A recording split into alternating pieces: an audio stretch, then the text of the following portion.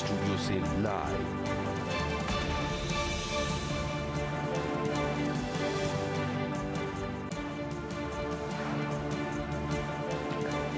नमस्कार, सीबीसी आवाज मोतीलाल ओसवाल स्टूडियोज में आप सभी का स्वागत है। भारतीय बाजारों में आज का सत्र थोड़ी सी वॉलेटिलिटी वाला, लेकिन मोमेंटम फिर से लौटता हुआ दिखाई दे रहा है। 17,500 के पार हम निकले हैं। आखिरी 1.5 घंटे का कारोबार कैसा रहेगा उस पर होगा फोकस, लेकिन पहले हेडलाइंस। बाजार में लगा तेजी का चौका, निफ्टी 17,500 के निकला पार। निफ्टी बैंक में भी दिखी बढ़त, तब 100.2 पर। आज टेक्नोलॉजी, एफएमसीजी और रियल एस्टेट स्टॉक्स में भी दिखी तेजी।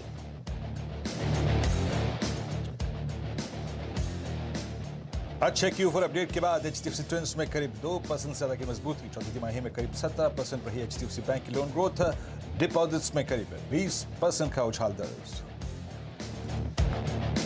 और बजाज फाइनेंस ने भी दिया मजबूत अपडेट।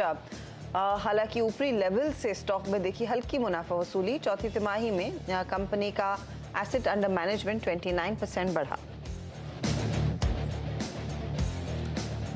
आरबीआई की एमपीसी बैठक का आज दूसरा दिन। कल होगा क्रेडिट पॉलिसी का ऐलान। सीएनबीसी आवाज एमपीसी के मुताबिक कल 1.25% दरों में बढ़ोतरी कर सकता है आरबीआई।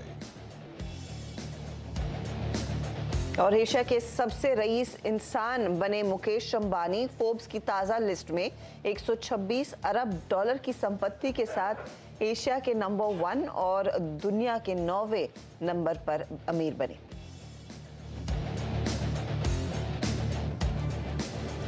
और भारतीय बाजारों में आज शुरुआती ट्रेड में लग रहा था कि एक बार थोड़ा सा मार्केट का मोमेंटम डीरेल होगा, थोड़ा सा विराम लिया, लेकिन जो फिर तेजी देखने को मिली है वो सराहनीय है। 17,500 के ऊपर और 126 अंकों का इजाफा देखने को मिल रहा है। निफ्टी बैंक जो ज़्यादा वॉलेटाइल था आज, वहाँ पर भी एक पुल बैक। 40,900 के पार निकलता हुआ ये इंडेक्स करीब 100 पॉइंट ऊपर दिखेगा आपको। एडवांस डिक्लाइन रेशियो पर नजर रखिए। दिन भर दरअसल भले ही midcap index negative territory में ट्रेड कर रहा है, ये एडवांस डिक्लाइन रेशियो जो है वो पॉजिटिव है। तो छोटे मझौले काउंटर्स और दिग्गज स्टॉक्स के बल पर हमने देखा है ज्यादा एक्शन आज के सत्र में बनता हुआ दिखाई दिया है। कुल मिलाकर 17,523 के आसपास इस समय इंडेक्स डे हाई के करीब करीब ट्रेड करता हुआ दिखाई दे रहा है। वीरू, आफ्टरनून मोमेंटम तो है और फिर कल एक्सपायरी और साथ ही क्रेडिट पॉलिसी, कैसे पॉइज करें इस क्लोजिंग के लिए? Good afternoon Harshada, let's hope for the best कि ये क्लोजिंग बेहद शानदार है ट्रेडर्स के लिए। कल पॉलिसी, कल एक्सपायरी और कल सप्ताह अंत भी है हर्षदा। मेरे ख्याल से आप भूल गई होंगी उसके अपने, अगर आप देखें, कुछ प्रभाव भी होते हैं। एक्सटेंडेड वीकेंड हमारा कर रहा है इंतजार, और उससे पहले निफ्टी 17,500 के ऊपर है। देखिए, आज सुबह हर्षदा अप्रोच क्या थी, मैं बहुत ज़्यादा बुलिश था आज निफ्टी बैंक पे। निफ्टी पे मैं सर्कमस्टेंशियल बुलिश था। क्यों? हमें रिलायंस का सुबह सुबह कंट्रीब्यूशन नहीं मिल रहा था, हमें कंट्रीब्यूशन मिल रहा था निफ्टी आईटी का। और मैंने एक बात कही थी कि मैं इस ओपनिंग को नहीं खरीदूंगा, मैं खरीदूंगा तब जब 471 that following 50 day exponential moving average bisect हो जाएगा, तब खरीदूंगा। और उसके बाद आएगा 503, और उसके बाद मॉर्निंग स्ट्रेटेजी के मुताबिक याद रखिएगा आएगा आपकी स्क्रीन पे 17,557। मोर और लेस वो 57 का जोन जो है आपको मिल चुका है। दरअसल 471 था फॉलिंग 50 डे में, और उसको बाइसेक्ट करने के लिए आपको एक थ्रस्ट की ज़रूरत थी।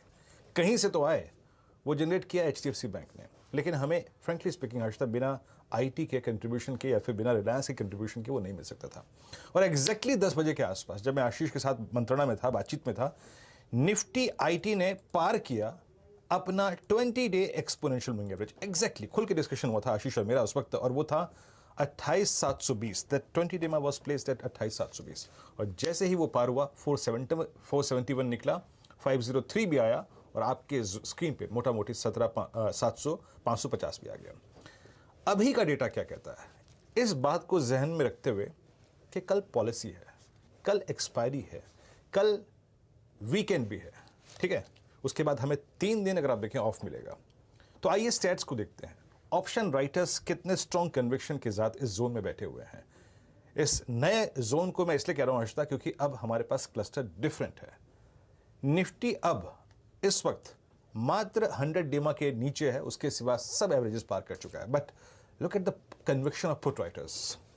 17,500 पे करीब 1,40,00,000 पुट जुड़ी और वहां का आउटस्टैंडिंग वाई एक इवेंट से पहले, एक्सपायरी से पहले और वीकेंड से पहले करीब पहुंच गया 1.57 CR। That's huge.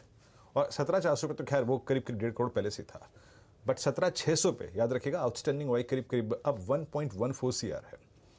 हर्षदा, मैं मान के चलता हूं कि the best of the day आपको मिल चुका है। क्यों?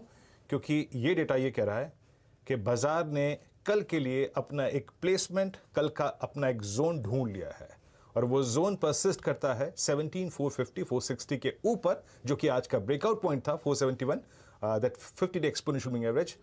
और 17,600 पे जिस प्रकार का कॉल रेटिंग स्टैट्स है Harshada, best of the day मेरे ख्याल से आप देख चुके हैं। अब ज़्यादा यहाँ पे इंडेक्स पे जोर आजमाइश करने की जरूरत नहीं है, क्योंकि कॉल राइटर्स भी आ चुके हैं और पुट राइटर्स भी हैं।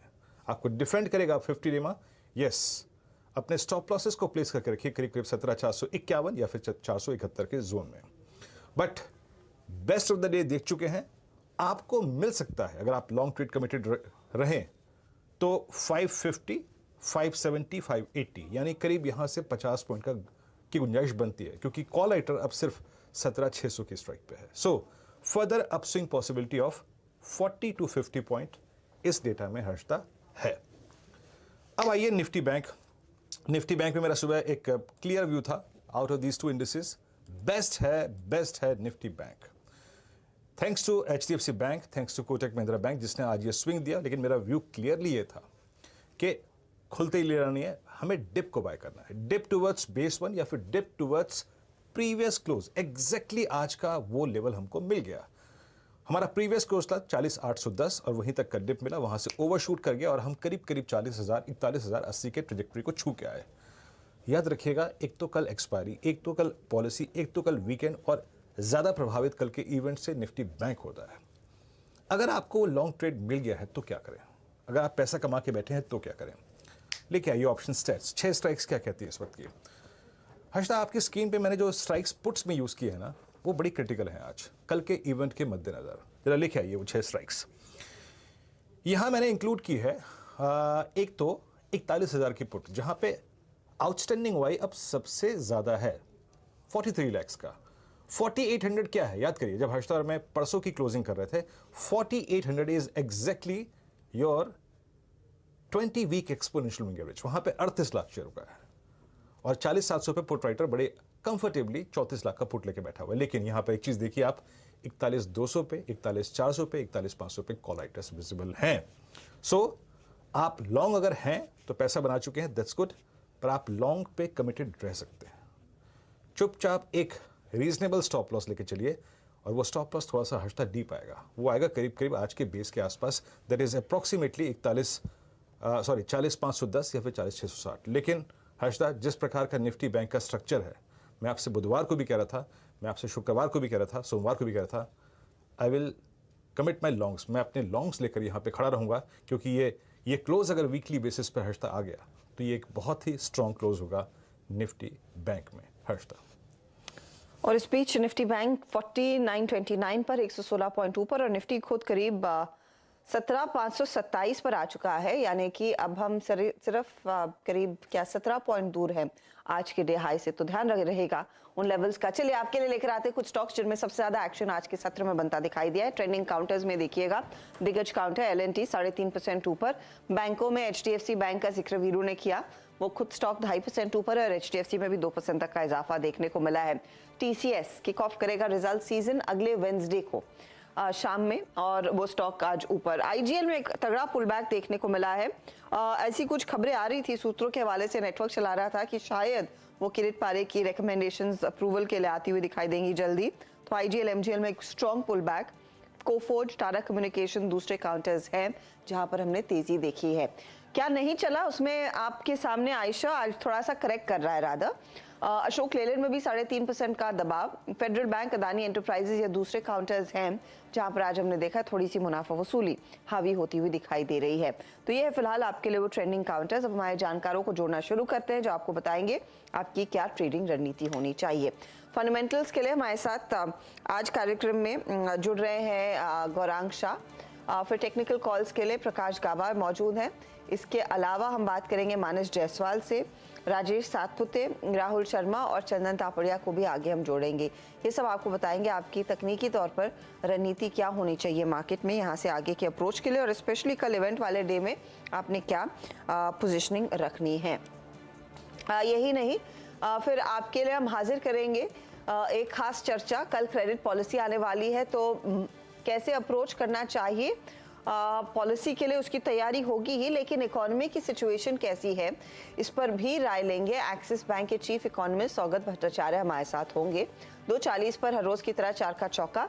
राहुल शर्मा से लेंगे सस्ता ऑप्शन, राजेश सातपुते देंगे एफएनओ का सुपरस्टार, चार्ट का चमत्कार देने के लिए तैयार है मानस जायसवाल, और गौरांग से लेंगे मिड कैप फंडा। और ऑफ कोर्स आज 2:50 पर मार्केट बिग वॉइस में केआर चोकसी के देवेंद्र चोकसी भी हमारे साथ जुड़ेंगे। तो ये सब जानकार हमारा साथ देंगे। जी हाँ, तो हर्षता से आपने इस पूरे कार्यक्रम की रूपरेखा समझी, देखी। एक बार अब लेके आइए हमारे पैनल को राहुल शर्मा, गौरांग शाह, मानस जायसवाल, प्रकाश गाबा, राजेश सातपुते जुड़ चुके हैं इस वक्त। आप सभी का कार्यक्रम में स्वागत है। राहुल जी, पहला प्रश्न आपसे यहाँ पर, एक इवेंट, सप्ताह अंत और एक्सपायरी तीनों एक ही जगह एक साथ गुरुवार को पड़ रहे हैं, और उससे पहले बैंक निफ्टी का एक लीड लेना, पूरे हफ्ते भर लीड लेना, ये कह क्या रहा है कि आप जो अच्छा सफर तय कर चुके हैं प्रॉफिट्स में, उसको कैश में कन्वर्ट करिए या फिर कमिटेड रहिए। आपका इंडिसेस पे आउटलुक और आपका टॉप कन्वर्शन आइडिया इस वक्त का। जी वेदांत जी, देखिए, अगर आपने लॉन्ग पोजीशंस ली है पिछले 3-4 सेशन में, तो यहाँ पर प्रॉफिट बुकिंग करना एडवाइजेबल रहेगा। देखिए, मार्केट कभी भी स्ट्रेट लाइन में नहीं जाता है, और इनफैक्ट कल इवेंट और साथ ही में वीकली एक्सपायरी, वीकली क्लोजिंग भी है। तो मेरे हिसाब से जहां तक मार्केट ट्रेंड का सवाल है, वेट एंड वॉच कीजिए। इवेंट के बाद कोई फ्रेश पोजीशन लेना एडवाइजेबल है। निफ्टी में अगर हम लेवल्स की बात करें तो 17,575 पर जो गैप था निफ्टी के अंदर, वो फिल होता हुआ दिखेगा, यानी कि जो रेजिस्टेंस एरिया है बहुत नजदीक है निफ्टी के। तो फ्रेश लॉन्ग यहाँ पर एडवाइजेबल नहीं है। साथ ही में बैंक निफ्टी में 41,000 का जो एक लेवल है आज बहुत ही स्ट्रिक्ट, बहुत ही स्ट्रॉन्ग रेजिस्टेंस का काम कर रहा है। 41,200 पे बैंक निफ्टी का गैप फिल होता है। तो दोनों इंडाइसेस ने बड़े लंबे समय के बाद एक जो गैप डेली चार्ट्स पर था उसे फिल किया है। 10 मार्च का ये गैप है जो काफी घातक गैप डाउन देखने को मिला था इंडाइसेस में। और जहां तक मेरे हिसाब से फ्रेश व्यू की बात आती है, आई थिंक इवेंट के बाद कोई स्ट्रैटेजी लेना यहाँ पर एडवाइजेबल रहेगा। यहाँ पर ध्यान जो है स्टॉक स्पेसिफिक रख सकते हैं।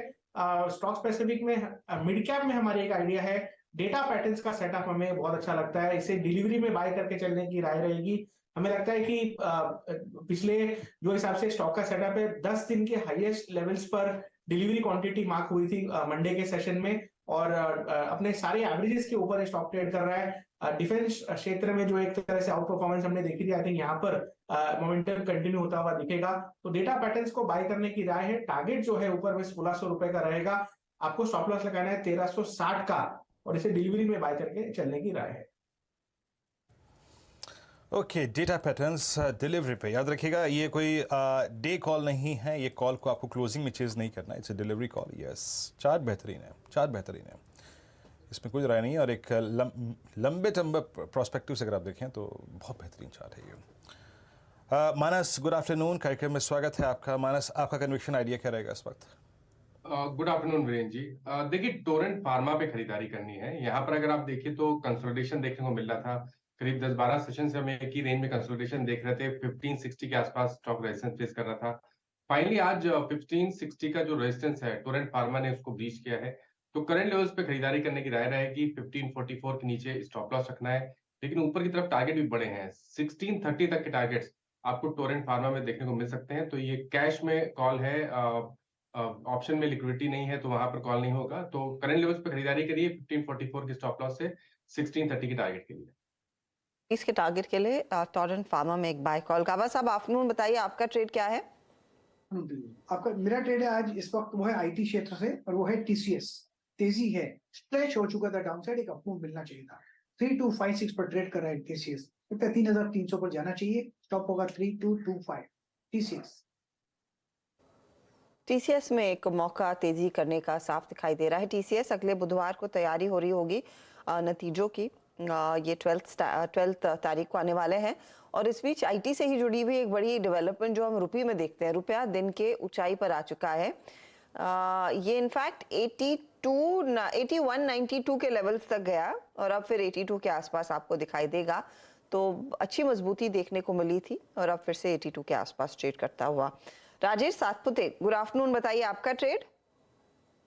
गुड आफ्टरनून हर्षदा जी, गुड आफ्टरनून एवरीवन। हर्षदा जी देखिए, मेरा जो ट्रेड रहेगा वो रहेगा लार्सन एंड टुब्रो। पिछले कई दिनों से हमने इस पे बात की, लेकिन आज मुझे लगता है एक decisive breakout Larsen and Toubro में मिला एलएनटी में। जो प्राइस पैटर्न हम देख रहे हैं that's a symmetrical triangle breakout, जिसका ब्रेकआउट यानी नेकलाइन लेवल थी करीबन 2235 पे, और ये 2250 पे फिलहाल ट्रेड हो रहा है फ्यूचर में। तो यहाँ पे बाय करें लार्सन एंड टुब्रो, आपका स्टॉप लॉस रहेगा करीबन 2220 का। पर पर्टिकुलरली मैं इस वक्त डीपी रख रहा हूँ क्योंकि मुझे इसका मुझे लगता है कि यहाँ पे एक लंबा प्ले भी मिलेगा, क्योंकि पोजिशनली इसका टारगेट बनता है करीबन 2450, 2450 टू 2500 पोजिशनली। लेकिन आपको स्विंग ट्रेडिंग करना है तो आप एक काम करिए, यहाँ पे लॉन्ग करें, जैसे मैंने कहा 2225 का स्टॉप लॉस और 2300 के आसपास का पहला पड़ाव जहाँ पे कॉलरेटर खड़े हैं। सो 2300 के टारगेट के लिए एलएनटी लॉन्ग। याद रखिएगा एलएनटी का रेट हमने सुबह पिक किया था मानस के साथ, और मैंने आपको बड़ी बेहतरीन तरीके से एक्सप्लेन भी किया था कि एलएनटी आज क्या कर रहा है। एलएनटी की एक चैनल थी बहुत वाइल्ड 250 रुपये की in the beginning of this year CY23 के। वो चैनल 250 के स्क्वीज होकर अगर आप देखिए छोटी होकर लगभग 50 रुपये की रह गई थी, और ये बात हुई थी सुबह खुल के कि फाइनली आज दिन लग रहा है एक फाइनल मैसेज का, ब्रेकआउट या फिर ब्रेकडाउन। इसने ब्रेकआउट चुना। राजेश जी की इस वक्त की कॉल है। और एक चीज़ याद रखिएगा, 2300 रुपये इसका 20 जनवरी के बाद से लेकर अब तक ये चैनल की बात में कर रहा था। थर्ड टाइम स्ट्राइक कर रहा है। थर्ड इज डिसाइसिव और क्रिटिकल। जो थर्ड स्ट्राइक होता है टेक्निकल्स में वो काफ़ी महत्वपूर्ण होता है। गौरांग जी नमस्कार, कार्यक्रम में स्वागत है। पहले तो कल के इवेंट से आरबीआई पॉलिसी से आपकी एक्सपेक्टेशन, क्या आरबीआई अपने स्टांस में कोई परिवर्तन कर सकता है, वो पॉसिबिलिटी लग रही है आपको? और ऐसे में बैंक्स का रिएक्शन, मार्केट का रिएक्शन आप कैसे एक्सपेक्ट कर रहे हैं कल, और आपका कन्विक्शन आइडिया इस वक्त? बहुत बहुत धन्यवाद वीरेंद्र जी आपका, और आप सभी को शुभ दिन हमारे तरफ से। तो 90% अनुमान, 90% लोग ये अनुमान लगा करके चल रहे हैं कि 25 बेसिस पॉइंट की बढ़ोतरी होगी कल, जब माननीय आरबीआई गवर्नर साहब घोषणा करेंगे तो 25 बेसिस पॉइंट की बढ़त आप आते हुए। ये शायद ये भी बातें सुनने में आ रही कि ये शायद एक आखिरी बढ़त होगी ब्याज दरों की बढ़ोतरी का जो सिलसिला चल रहा था पिछले कुछ महीनों से, उसकी श्रेणी में बात कर रहा हूँ। दूसरी तरफ एक छोटा सा गुट ये भी बोल रहा है कि शायद कल स्टेटस को भी हो सकता है, यानी कि कोई बदलाव नहीं, लेकिन हाँ, क्रेडिट पॉलिसी एकमात्र प्लेटफॉर्म नहीं है जहां पर ब्याज दरों में बढ़ोतरी या कटौती की जाती है। ये निर्भर करता है कुछ महत्वपूर्ण आंकड़ों को लेकर के। तो हो सकता है कल एक बिना कोई बदलाव भी हो सकता है, एक छोटा गुट ये भी बता रहा है। ऐसी परिस्थिति में अगर 25 बेसिस पॉइंट होती है वीरेंद्र, तो ये मेरे ख्याल से बाजार ने पचा दिया है। इससे कोई बहुत ही बड़ी दुर्घटना वित्तीय क्षेत्र में आए, इसकी संभावना मुझे बहुत कम लग रही है। लेकिन मेरी ज्यादा रुचि क्या बयान करते हैं गवर्नर साहब आने वाले भविष्यों को लेकर के, महंगाई दर को लेकर के, विकास दर को लेकर के, कच्चे तेल में जो 1 मई से कटौती होगी खाड़ी देशों में, मेरे सुनने में आया है करीबन 5 लाख बैरल प्रति दिन की कटौती करेंगे, उसका क्या असर होगा, वगैरह वगैरह। इस परिस्थिति में वीरेंद्र मुझे लग रहा है कि अगर बैंकिंग की ही मैं बात करूं तो वहां पर एक बैंक है एक्सिस बैंक, एक बहुत ही आगे बढ़ती हुई दिग्गज बैंक। इसके जो चौथी तिमाही के नतीजे आएंगे वीरेंद्र, इसमें शायद जो सिटी बैंक का कारोबार इन्होंने खरीदा है उसको लेकर के वन टाइम कुछ एक्सपेंसेस आ सकते हैं, जिसके कारण मुनाफा थोड़ा बहुत नीचे की तरफ दिखाई दे। लेकिन ये स्पष्ट है कि ये जो कारोबार का अधिग्रहण किया उसको लेकर के आने वाले भविष्य में आपको बहुत बेहतरीन तरीके से आंकड़े सुधरते हुए नजर आएंगे, जो कि हमने देखे हैं पिछले किस्त में। और जहां पर ये कामकाज कर रहा है 860 के आसपास, हमें बहुत अच्छा लग रहा है। ये इसकी बात ICICI bank, HDFC bank, Kotak bank, ये भी अच्छे लगते हैं। लेकिन I think risk reward wise और ये चौथी तिमाही में जो वन टाइम एक्सपेंस आएगा उसको लेकर के अगर परिस्थिति थोड़ी बहुत और कमजोर होती है तो उसका लाभ उठा करके आप आज से शुरुआत कीजिए। नतीजे आते हैं, घोषणा होती है one time expense city bank के कारोबार को लेकर के, आप और जोड़ सकते हैं। हमने जो लक्ष्य रखा है एक्सिस बैंक के ऊपर वो करीबन 1040 का है। आपको दिख रहा है तेजी की पोजीशन लेने का? क्योंकि बैंकों की बात छिड़ी है तो राहुल शर्मा एक बार बताइए निफ्टी बैंक के लिए ट्रेड क्या रहेगा, क्योंकि पिछले 3 ट्रेडिंग सेशन से लगातार यही चर्चा हो रही है कि निफ्टी बैंक निफ्टी को आउट परफॉर्म करेगा।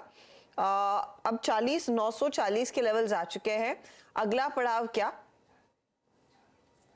बैंक निफ्टी ने जो एक तरह से इस मूव के टारगेट्स थे ऑलमोस्ट अचीव किया है। 41,000 का लेवल बैंक निफ्टी ने अचीव किया है। हो सकता है शॉर्ट कवरिंग कल के दिन में हो फर्स्ट हाफ में, तो इवेंट के आसपास तो 41,200 तक के लेवल्स देखने को मिले, लेकिन इंक्रीजिंगली यहाँ पर रिस्क रिवॉर्ड जो है फ्रेश लॉन्ग्स के लिए फेवरेबल नहीं है। हमने वन वे रैली देखी है 39,400 के आसपास से निफ्टी 41,000 तक के लेवल्स बिना कोई करेक्शन के देखे हमने।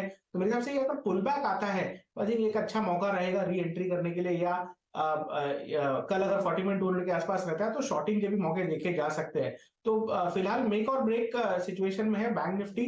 मेरे हिसाब से इवेंट के बाद यहाँ पर या इवेंट के पहले अगर 41,200 के आसपास मिले तो आप इसमें 4500 के पुट ऑप्शंस लेके एक तरह से इवेंट के पहले हेज करके चला जा सकता है। ओके, तो ये फिलहाल आपके लिए निफ्टी बैंक पर व्यू। तो क्लियरली जो मामला अटकेगा वो 41,200 के आसपास अटकने के पूरे आसार है, जैसे वीरू भी मेंशन कर रहे थे। अच्छा, वेरी क्विकली एचडीएफसी बैंक पर एक राय आप गाबा साहब प्लीज दीजिए, क्योंकि आज जो अपडेट आया है Q4 का वो स्ट्रॉन्गर साइड पर, इसीलिए स्टॉक में इस तरह का रिएक्शन, और लगे हाथ फिर एचडीएफसी में भी तेजी देखने को मिली।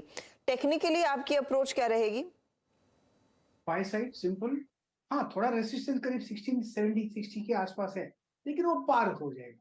जो स्ट्रक्चर है उसके हिसाब से लगता है जो बॉटम आउट हुआ है बढ़िया हुआ है, 5-6 दिन का एक अप मिला है, हो सकता है यहाँ पर थोड़ा रुके, लेकिन अपसाइड ऑन है एचडीएफसी बैंक। 1620 का स्टॉप लगा चले तो 1680 चला जाएगा, और एक बार 1680 चला जाएगा फिर तो I think it go out the range. Yes, buy HDFC bank. HDFC bank आज का स्टार ऑफ द डे यही है, एचडीएफसी बैंक, और क्या गजब का स्विंग दिया इसने। और मेरे ख्याल से इतनी कॉन्फिडेंस वाली कैंडल जो है वो 3 फरवरी के बाद आज पहली बार बनी है। एक ये हो गया, एक एलएनटी हो गया जिसने काफ़ी स्ट्रॉन्ग मूव लिया, अच्छा मूव देता हुआ। अच्छा, इस बीच कुछ काउंटर्स जो कि थोड़ा सा आज ठीक कर रहे हैं। लेट्स ब्रिंग एक बार एशियन पेंट्स की ऑप्शन एक्टिविटी मेरे स्क्रीन पे लेके आइएगा, नहीं चार्ट लेके आइएगा स्क्रीन पर। एशियन पेंट्स कर क्या रहा है स्टॉक, इट्स 2759, हल्का सा पुल बैक बोर्ड में है, testing it's 10 day exponential average. हालांकि मैं इसे स्किप करूंगा, क्रूड के जो इस वक्त हालात हैं उसको देखते हुए मैं इसे स्किप करूंगा। एचडीएफसी बैंक की बात हो गई। एक बार डायरेक्टर साहब मार्केट ब्रेथ रखिएगा, मार्केट ब्रेथ से कुछ निकालने की कोशिश करते हैं कि क्या इस वक्त चेज करना चाहिए। सुबह सुबह मुझे याद अच्छी तरीके से जब we were closer to I think 471, उस वक्त निफ्टी आईटी का ब्रेकआउट नहीं आया था, निफ्टी आईटी 20 डिमा के नीचे ट्रेड करा था। उस वक्त हमारे पास सिर्फ 12 लॉन्ग्स थे और 108 लॉन्ग अनवाइंडिंग थी। Now that long unwinding figure is quite less, बहुत कम है, और ये सिर्फ 33 हो गई है। तो बाजार में प्रॉफिट्स को कैश में कन्वर्ट करेंगे टेंडेंसी नहीं है, ज़्यादा स्प्रेड है लॉन्ग की तरफ, उसके बाद शॉर्ट कवरिंग की तरफ। शॉर्ट मात्र 51, Coforge, IT, LT technology services, IT, L&T अगर आप देखें, अभी बात हुई जिसपे एचडीएफसी, वोडाफोन आइडिया, आईजीएल में शॉर्ट कवरिंग, एमजीएल में शॉर्ट कवरिंग, एचडीएफसी बैंक में शॉर्ट कवरिंग, डेल्टा कॉर्प में शॉर्ट कवरिंग, ओबराय रियलिटी में शॉर्ट कवरिंग करीब 2% ऊपर। शॉर्टिंग का तबका कौन सा है? शॉर्टिंग का तबका कौन सा है जहाँ पे आज थोड़ा सा मंदड़ियों ने ग्रिप ली है? ये आपकी स्क्रीन पे स्टैट्स आते हुए federal bank, Ashok Leyland, AB fashion और सिटी बैंक और बीएचएल, और लॉन्ग अनवाइंडिंग आज आयशर मोटर्स में, कमेंस में, आईडीएफसी फर्स्ट बैंक में, स्कॉट्सकुबोटा और एयू स्मॉल फाइनेंस बैंक में पॉसिबल विजिबल है। लेकिन आप इस वक्त मेरे पास आप इस स्क्रीन पे लिखाइए कोरोमंडल, बहुत ही बेहतरीन, कोरोमंडल नहीं कर रहा मैं, टोरेंट फार्मा, माफ़ कीजिएगा मैं नाम गलत पड़ गया। इसने 27 जनवरी 2023 के बाद की पूरी ट्रेजेक्ट्री बाइसेक्ट कर दी in a single tranche, in a single candle. Manas trade बहुत बेहतरीन रहा था सुबह ये, और करीब हमने मेरे ख्याल से 1560 के बाद डिस्कशन किया था इसके बारे में। अब 1577, मानस ये और कितना स्ट्रेच हो सकता है अभी, और किसी आप ऑप्शन स्ट्राइक को पकड़ने की गुंजाइश तलाश रहे हैं। एक बार 1600 की प्रीमियम लिखाइए, मेरे स्क्रीन पे अभी बात करते करते 1600 की कॉल डी हाई पर आ गई, ग्रैब करें क्या मानस इसको? तो देखिए अभी 2 बजे कॉल में मैंने टोरेंट फार्मा ही रिकमेंड किया है, और मेरा समझना है कि यहाँ पर आपको करीब 50-60 रुपए का आपको जरूर देखने को मिल सकता है। ऑप्शन में जो एट द मनी था वहां पर लिक्विडिटी नहीं थी, लेकिन बिल्कुल सही आपने कहा 1600 का जो कॉल ऑप्शन है वहां पर ठीक ठाक लिक्विडिटी है, तो आप वहां पर ट्रेड ले सकते हैं। ₹31 के आसपास ट्रेड हो रहा है टोरेंट फार्मा का 1600 का कॉल ऑप्शन, वहां पर आप खरीदारी करिए ₹19 के स्टॉप लॉस से। आई थिंक अब आपको यहाँ पर 50 से ₹55 तक की टारगेट्स देखने को मिल जाएंगे। मैं वही देख रहा था मेरे ऑप्शन स्ट्राइक्स में जो स्ट्राइक आती हैं, ये 1600 की कॉल डे हाई पे ट्रेड कर रही है। खूबसूरत ब्रेकआउट है इस स्टॉक में, डे हाई की ट्रैजेक्टरी मार्केट ट्रेड करता हुआ। अच्छा, जरा एक बार ओआई प्रीमियम्स को देखते हैं। मैंने आज के ओआई एडिशंस को, फार्मा की बात हो गई, बैंक्स की बात हो गई, आईटी की बात हो गई। अगर मैं पूरे सेक्टर्स को बाइसेक्ट करूँ इस वक्त, top OI gainer is technology space with 6.3 point OI addition, Coforge 30%, huge. जरा कोफोर्ज की प्लेट लेके आइएगा जरा, OI एडिशंस की 30%, दैट्स ह्यूज। उसके बाद परसिस्टेंट 8% और LTTS लगभग 5% और HCL टेक्नोलॉजीज लगभग 6% का यहाँ पर बिल्डअप दिखा गया है। Let's bring HCL technologies. Rajesh ji, HCL tech पर आपका व्यू क्या है इस वक्त, और डे हाई पर 1107 की ट्रैजेक्टरी मार्केट ट्रेड करता हुआ, ये भी इस वक्त 30 जनवरी के बाद की अपनी जो पूरी स्लोपिंग ट्रैजेक्टरी है उसको बाइसेक्ट कर रहा है। आपका टेक इस वक्त? वीरेंद्र जी, देखिए HCL टेक्नोलॉजीज का ओवरऑल पैटर्न भी देखे या डेटा भी देखे, यानी डेरिवेटिव्स डेटा भी देखे, तो मुझे लगता है करीबन 1120 1125 ये आज का इंट्राडे का टारगेट होना चाहिए। तो करंट लेवल से आप कह सकते हैं 10-15 रुपए का मूव और बाकी है। ओवरऑल स्ट्रक्चर देखे तो मुझे लगता है कि ये जो 1150 का रिसेंट हाई था, वहां तक जाने का पूरा दमखम रखता है। तो ओवरऑल IT पैक में मैं बुलिश हूँ। रही बात HCL टेक्नोलॉजीज की स्टॉप लॉस की, तो देखिए आपको जो स्टॉप लॉस प्लेस करना है वो 1100 के नीचे प्लेस करना है, क्योंकि 1100 पे कॉल राइटर जो खड़े थे वो निगेट हो जाएंगे, वहां पे शॉर्ट स्क्वीज होगा। तो your stop loss will be at 1085, 1100 के ऊपर का बाय बनता है। और जैसे मैंने कहा 1120 1125 ये स्विंग का पहला टारगेट होगा। ये HCL टेक पर मैं आज सुबह में रिपोर्ट पढ़ रही थी, जहां पर JP मॉर्गन ने इनफैक्ट कहा था कि ये इसे नेगेटिव सरप्राइज लिस्ट में डाल रहे हैं, अपनी नेगेटिव कैटलिस्ट वॉच में डाला है दरअसल HCL टेक को। उनको लग रहा है कि ज्यादा रिस्क देखने को मिलेंगे इस पर्टिकुलर क्वार्टर में। JP मॉर्गन स्पेसिफिकली कहता है कि पूरे IT सेक्टर पर उनको डर है कि कई सारे डाउनसाइड रिस्क्स अर्निंग्स और मल्टीपल्स में देखने को मिलेंगे, और फोर्थ क्वार्टर कुछ वीक रहेगा। FY24 की गाइडेंस भी थोड़ी सी फीकी रहेगी। उसके कंप्लीट ऑपोजिट डायरेक्शन में HCL टेक का स्टॉक ट्रेड करता हुआ दिखाई दे रहा है। इनफैक्ट ग्रोथ कमेंट्री उनको लग रहा है कि TCS की भी थोड़ी बहुत नरम रहने वाली है। Gaurang, I am not sure आपने उस रिपोर्ट को डिटेल में पढ़ा है या नहीं, लेकिन क्या वाकई में आपको लग रहा है कि अनसर्टेनिटी देखने को मिलेगी, एक नेगेटिव कैटलिस्ट वॉच की जरूरत है इन IT कंपनियों में? हर्षदा, तो मेरी टिप्पणियां जो मैंने साल के शुरुआत में की थी और उसके पहले भी, पिछले साल भी अगर आप देखने जाए, तो अमूमन बहुत सारे लोग IT क्षेत्र को लेकर के दूर रहने की राय दे रहे थे। तीसरी तिमाही के नतीजे आए, उसके पहले भी हमने बहुत सारे लोगों को सुना था कि आप दूर रहें IT क्षेत्र से। तीसरी तिमाही के नतीजे आए और उसके बाद सभी का ध्यान IT क्षेत्र पर गया। ये पूरे दौर में, यानी कि पिछले साल और इस साल में भी और आज के तारीख में भी, मैंने वो रिपोर्ट नहीं पढ़ी और ना ही पढ़ना चाहूंगा। हमें लग रहा है कि IT क्षेत्र, आप छोटी या मध्यम अवधि में जो दिक्कतें आती हैं उसके और जो आवाजें हो रही हैं हर्षदा, उस पर ज्यादा ध्यान न दे अगर आपका नजरिया लंबी अवधि का है।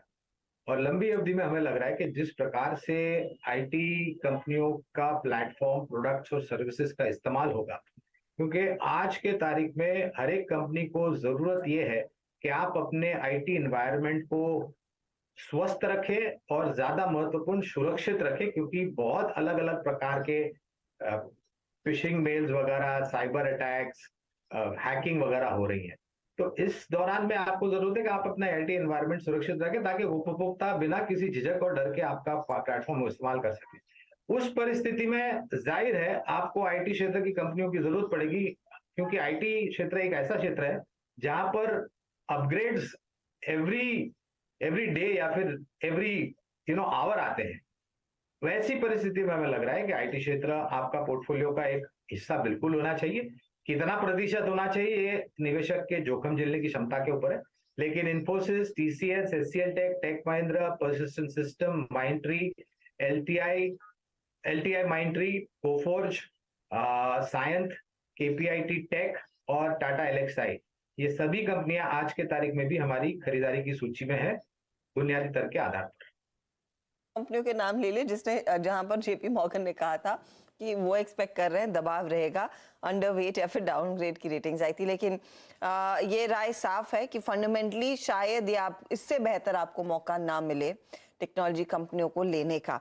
अच्छा, एक और स्टॉक जो L&T टेक सर्विसेज दिखा रहे थे वीरू, उस पर एक टेक चेक हो जाए। मानस, आपकी व्यू क्या रहेगी? क्योंकि स्टॉक में हमने देखा है L&T टेक सर्विसेज करीब 3.5% ऊपर है, और लगे हाथ अगर L&T इन्फोटेक भी देखेंगे ना, यानी कि LTI माइंडट्री, वहां पर भी अच्छा खासा मोमेंटम देखने को मिला है। तो आप बेहतर ट्रेड क्या समझ रहे हैं इस समय? देखिए, दोनों स्टॉक चार्ट्स पे अच्छे लग रहे हैं, लेकिन क्योंकि एक मूव हमने ऑलरेडी LTTS में देख लिया है, तो अब जो नेक्स्ट मूव होगा मेरे ख्याल से वो LTIM में होगा। ऑलरेडी हमने यहाँ पर भी एक ब्रेकआउट देखा है। आई थिंक करंट लेवल्स पे भी आप LTIM में खरीदारी कर सकते हैं। 4760 के स्टॉप लॉस से खरीदारी करनी है, और अब जो नए टारगेट होंगे वो 4950 से लेकर 4975 की रेंज में होंगे। फिलहाल एक अपॉर्चुनिटी आपके लिए LTI माइंडट्री में इस समय बनती हुई दिखाई दे रही है। ये पूरा पैकेज यहाँ पर स्ट्रेंथ बनी है। अच्छा, आपको याद होगा सोमवार को हम डिस्कस कर रहे थे IGL और MGL, जहां पर हमने देखा था एक तरफा मंदी देखने को मिली थी, आज एक पुल बैक है ऐसा माना जा रहा है, और ये नेटवर्क 18 के सोर्सेज की तरफ से अपडेट आया है। हमारे पास पुख्ता जानकारी नहीं है कि शायद कल दरअसल कैबिनेट की बैठक हो और उसमें फिर ये किरिट पारेख रिकमेंडेशंस को अप्रूवल मिल सकता है। अब हम सब जानते हैं किरिट पारेख की अप्रूवल रिकमेंडेशंस अप्रूव हो गई तो गैस प्राइसेस थोड़े से कूल ऑफ हो सकते हैं। हालांकि उस रिकमेंडेशन में ये भी कहा गया था कि गैस प्राइसेस यहाँ से आप कच्चे तेल से जोड़कर देखेंगे तो ज्यादा बेहतर रहेगा। लेकिन MGL, IGL सब में जो पुल बैक आया है, राहुल शर्मा आपकी अप्रोच क्या है? क्या ट्रेड लेंगे आप इस समय? एक दिन का करेक्शन देखने को मिला, अब फिर चाल मजबूत हो रही है। या देखिए, वोलाटिलिटी जरूर है, लेकिन जो हिसाब से कंपेरेटिव बेसिस में मेरे हिसाब से IGL का चार्ट ज्यादा बेहतर है। अभी भी लाइक जो इंस्पाइट ऑफ वोलाटिलिटी आई, जो रिकवरी देखने को मिली IGL में, यहाँ पर काबिले तारीफ है। मेरे हिसाब से पोजिशनली यहाँ पर जगह ओपन हुई है 460 470 के लिए, तो बायस यहाँ पर ज्यादा बेहतर प्रोवाइड करता है। हालांकि रिस्क रिवॉर्ड एग्जैक्टली 1:2 नहीं है, क्योंकि आज रिकवरी बहुत शार्प रही है, लेकिन मेरे हिसाब से 425 का स्टॉप लॉस लगाकर यहाँ पर लॉन्ग पोजीशन ली जा सकती है 460 के टारगेट के लिए।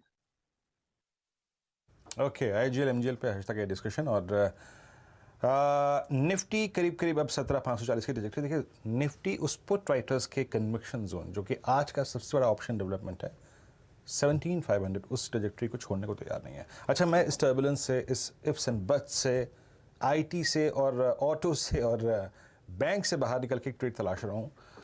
राजेश जी, एक बार देखिएगा सन फार्मा, इट्स 993.20 और अपने सारे एवरेजेस के ऊपर। लोअर शैडो ने आज डिफाइन कर दिया कि मैं नीचे टिकने को तैयार नहीं हूँ। लो एग्जैक्टली 20 डे में था। एक बार इसकी 1000 की कॉल लेके आइए। इनफैक्ट मैं ही निकालता हूँ सन फार्मा की 1000 की कॉल, क्योंकि इसने मूव दिया है राजेश जी। अप्रैल की कॉल ट्रेड कर रही है 16 रुपये 80 पैसे पे। कैप करनी चाहिए क्या इसको? 995 और करीब करीब 996 का जोन निकल गया, जो कि मेरे ख्याल से 29 मार्च का हाई है। तो कहाँ तक का स्विंग पॉसिबल है सन फार्मा में, राजेश जी? वीरेंद्र जी, देखिए आपने बिल्कुल सही कहा, ये रडार पे था मेरे।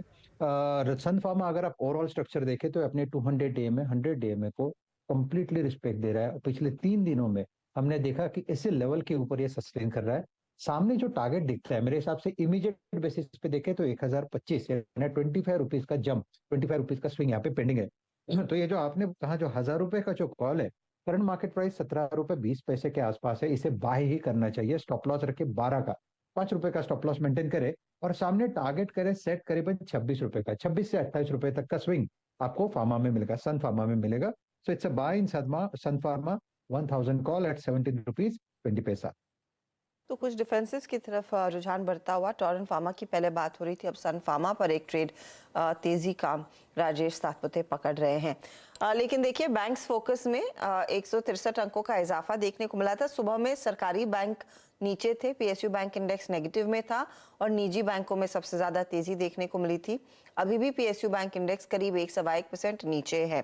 अब हम क्यों बैंकों की अलग से बात करें, क्योंकि कल दरअसल RBI की क्रेडिट पॉलिसी आने वाली है।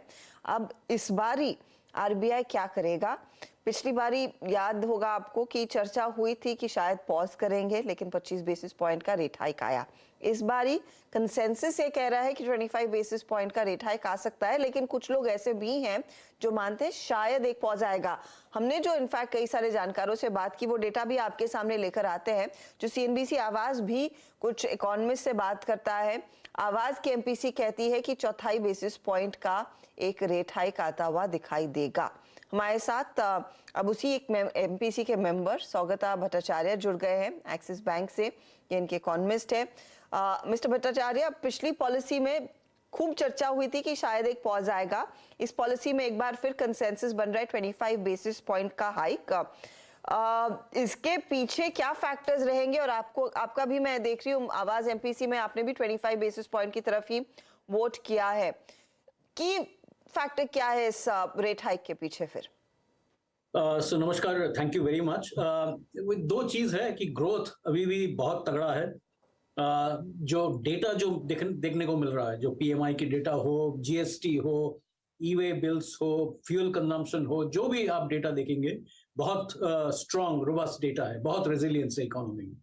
अब देखने को मिल रहा, मैंने जो सुनने को आ रहा है अभी कि धीरे धीरे स्लो डाउन कुछ हो रहा है डीलरशिप्स में, ऑटो डीलरशिप्स, कुछ रेजिडेंशियल अपार्टमेंट्स वगैरह, वो होम सेल्स वहां पे सुनने में आ रहा है। दूसरी तरफ इन्फ्लेशन अभी भी बहुत स्टिकी बना हुआ है, जो कोर इन्फ्लेशन कहते हैं। जो फ्यूल के जो कंपोनेंट्स है वो निकाल दीजिए, फूड कंपोनेंट्स है वो निकाल दीजिए, जो कोर डिमांड के जो इंडिकेटर्स है अभी भी 5.5 5.6 पे लगा हुआ है। इस बार हमारा अंदाजा है कि थोड़े दिन में 12th को जो मार्च महीने की जो CPI के नंबर आएंगे वो अबाउट 5.7 5.8 रहेगा, 6% के वेरी क्लोज। तो ऐसे हाल में कि ग्रोथ कम नहीं रहा है, मैंने ग्रोथ अभी भी स्ट्रांग दिख रहा है, डिमांड स्ट्रांग दिख रहा है, इन्फ्लेशन लगातार बना हुआ है 6% के आसपास, लास्ट तो प्रिंट तो 6% के ऊपर ही था। तो ऐसे देखते हुए कि ये एवरेज ये क्वार्टर की जो पिछले वाला जो क्वार्टर गया Q4 FY23 वहां पे भी 6% के ऊपर रहेगा। तीसरे तरफ जो रुपी की जो लागत जो आ रही है, अभी भी रुपी कुछ दिन ये साल में अप्रैल महीने में रुपी देख रहा है कि अभी हम लोग रुपी की कुछ हाल में स्ट्रांग हो रहा है, अप्रिशिएट कर रहा है, तो यहाँ पे कुछ छूट मिल रहा है। लेकिन ये तीनों मिला के बैंकिंग सेक्टर बहुत स्टेबल है, फाइनेंशियल सेक्टर बहुत स्टेबल है। तो अभी primary focus MPC, RBI MPC की अभी भी मेरा अंदाजा है इन्फ्लेशन पे ही बना रहेगा। बाकी इतना कुछ खराब दिख नहीं रहा है कि अभी पॉज करे या कुछ करे। ग्लोबल बैंक्स भी, जितने बड़े बड़े सेंट्रल बैंक्स हैं, वो भी हमारा अंदाजा है कि एक और 25 50 या जैसे भी जो भी हो, एक और फेडरल रिजर्व की तरफ से एक और 25 आने की संभावना है। तो ये सब देखते हुए दीज आर द कॉजेस की 3-4 ड्राइवर हैं जो हमें लगता है कि इस बार भी MPC का एक 25 बेसिस पॉइंट दर इंक्रीज होने की संभावना। ओके, लेकिन ये जो ताजा डेवलपमेंट कच्चे तेल के फ्रंट पर आया है, जहां पर हमने देखा है OPEC प्लस देशों ने डिसाइड किया है कि वो अपना प्रोडक्शन आउटपुट कम करेंगे, उसके बाद हमने देखा नियरली $84 $85 के आसपास, कुछ लोग कह रहे हैं 105 तक के लेवल्स भी देखने को मिलेंगे। वो शायद RBI अपनी पॉलिसी में फैक्टर इन करना चाहेगा कि 100 के आसपास वो कच्चे तेल को बैठता देख रहे हैं। क्या ये इन्फ्लेशन को और फ्यूल नहीं करेगा? फिर ऐसी स्थिति में क्या सही होगा एक और रेट हाइक करना? जी, आप तो जो कह रहे हैं वही मैंने, ये बहुत बड़ा एक रिस्क फैक्टर बन गया है कि इन्फ्लेशन, ये कच्चे तेल की दाम यदि 90 95 $100 पर बैरल यदि हो जाए तो हमारे यहाँ पे इमीडिएट इम्पैक्ट नहीं होता है, क्योंकि जो फ्यूल के जो दरें हैं वो अभी तक चेंज नहीं हो रहा है, पेट्रोल डीजल वगैरह, लेकिन जो दूसरे कंपोनेंट है वो इंक्रीज कर रहा है। लेकिन ये कच्चे तेल से भी ज्यादा जो बाकी आप दूसरे भी चीज देखें, यहाँ पे एसेंशियल मेडिसिन के दाम WPI में बढ़ गया है, CPI में क्या होगा अभी भी अच्छा आइडिया नहीं है। इलेक्ट्रिसिटी के टैरिफ्स वो बहुत बड़ा इंपॉर्टेंट होता है। इलेक्ट्रिसिटी के टैरिफ्स 10 से 20% बढ़ने की संभावना है, जो बहुत सारे 3-4 स्टेट्स ऑलरेडी बढ़ा दिए हैं, बाकी स्टेट्स भी बढ़ाने की नौबत है। फूड प्राइसेस, एल नीनियो हो या गर्मी हो या जो कुछ भी हो, फूड प्राइसेस के वहां से इन्फ्लेशन और आने की संभावना है।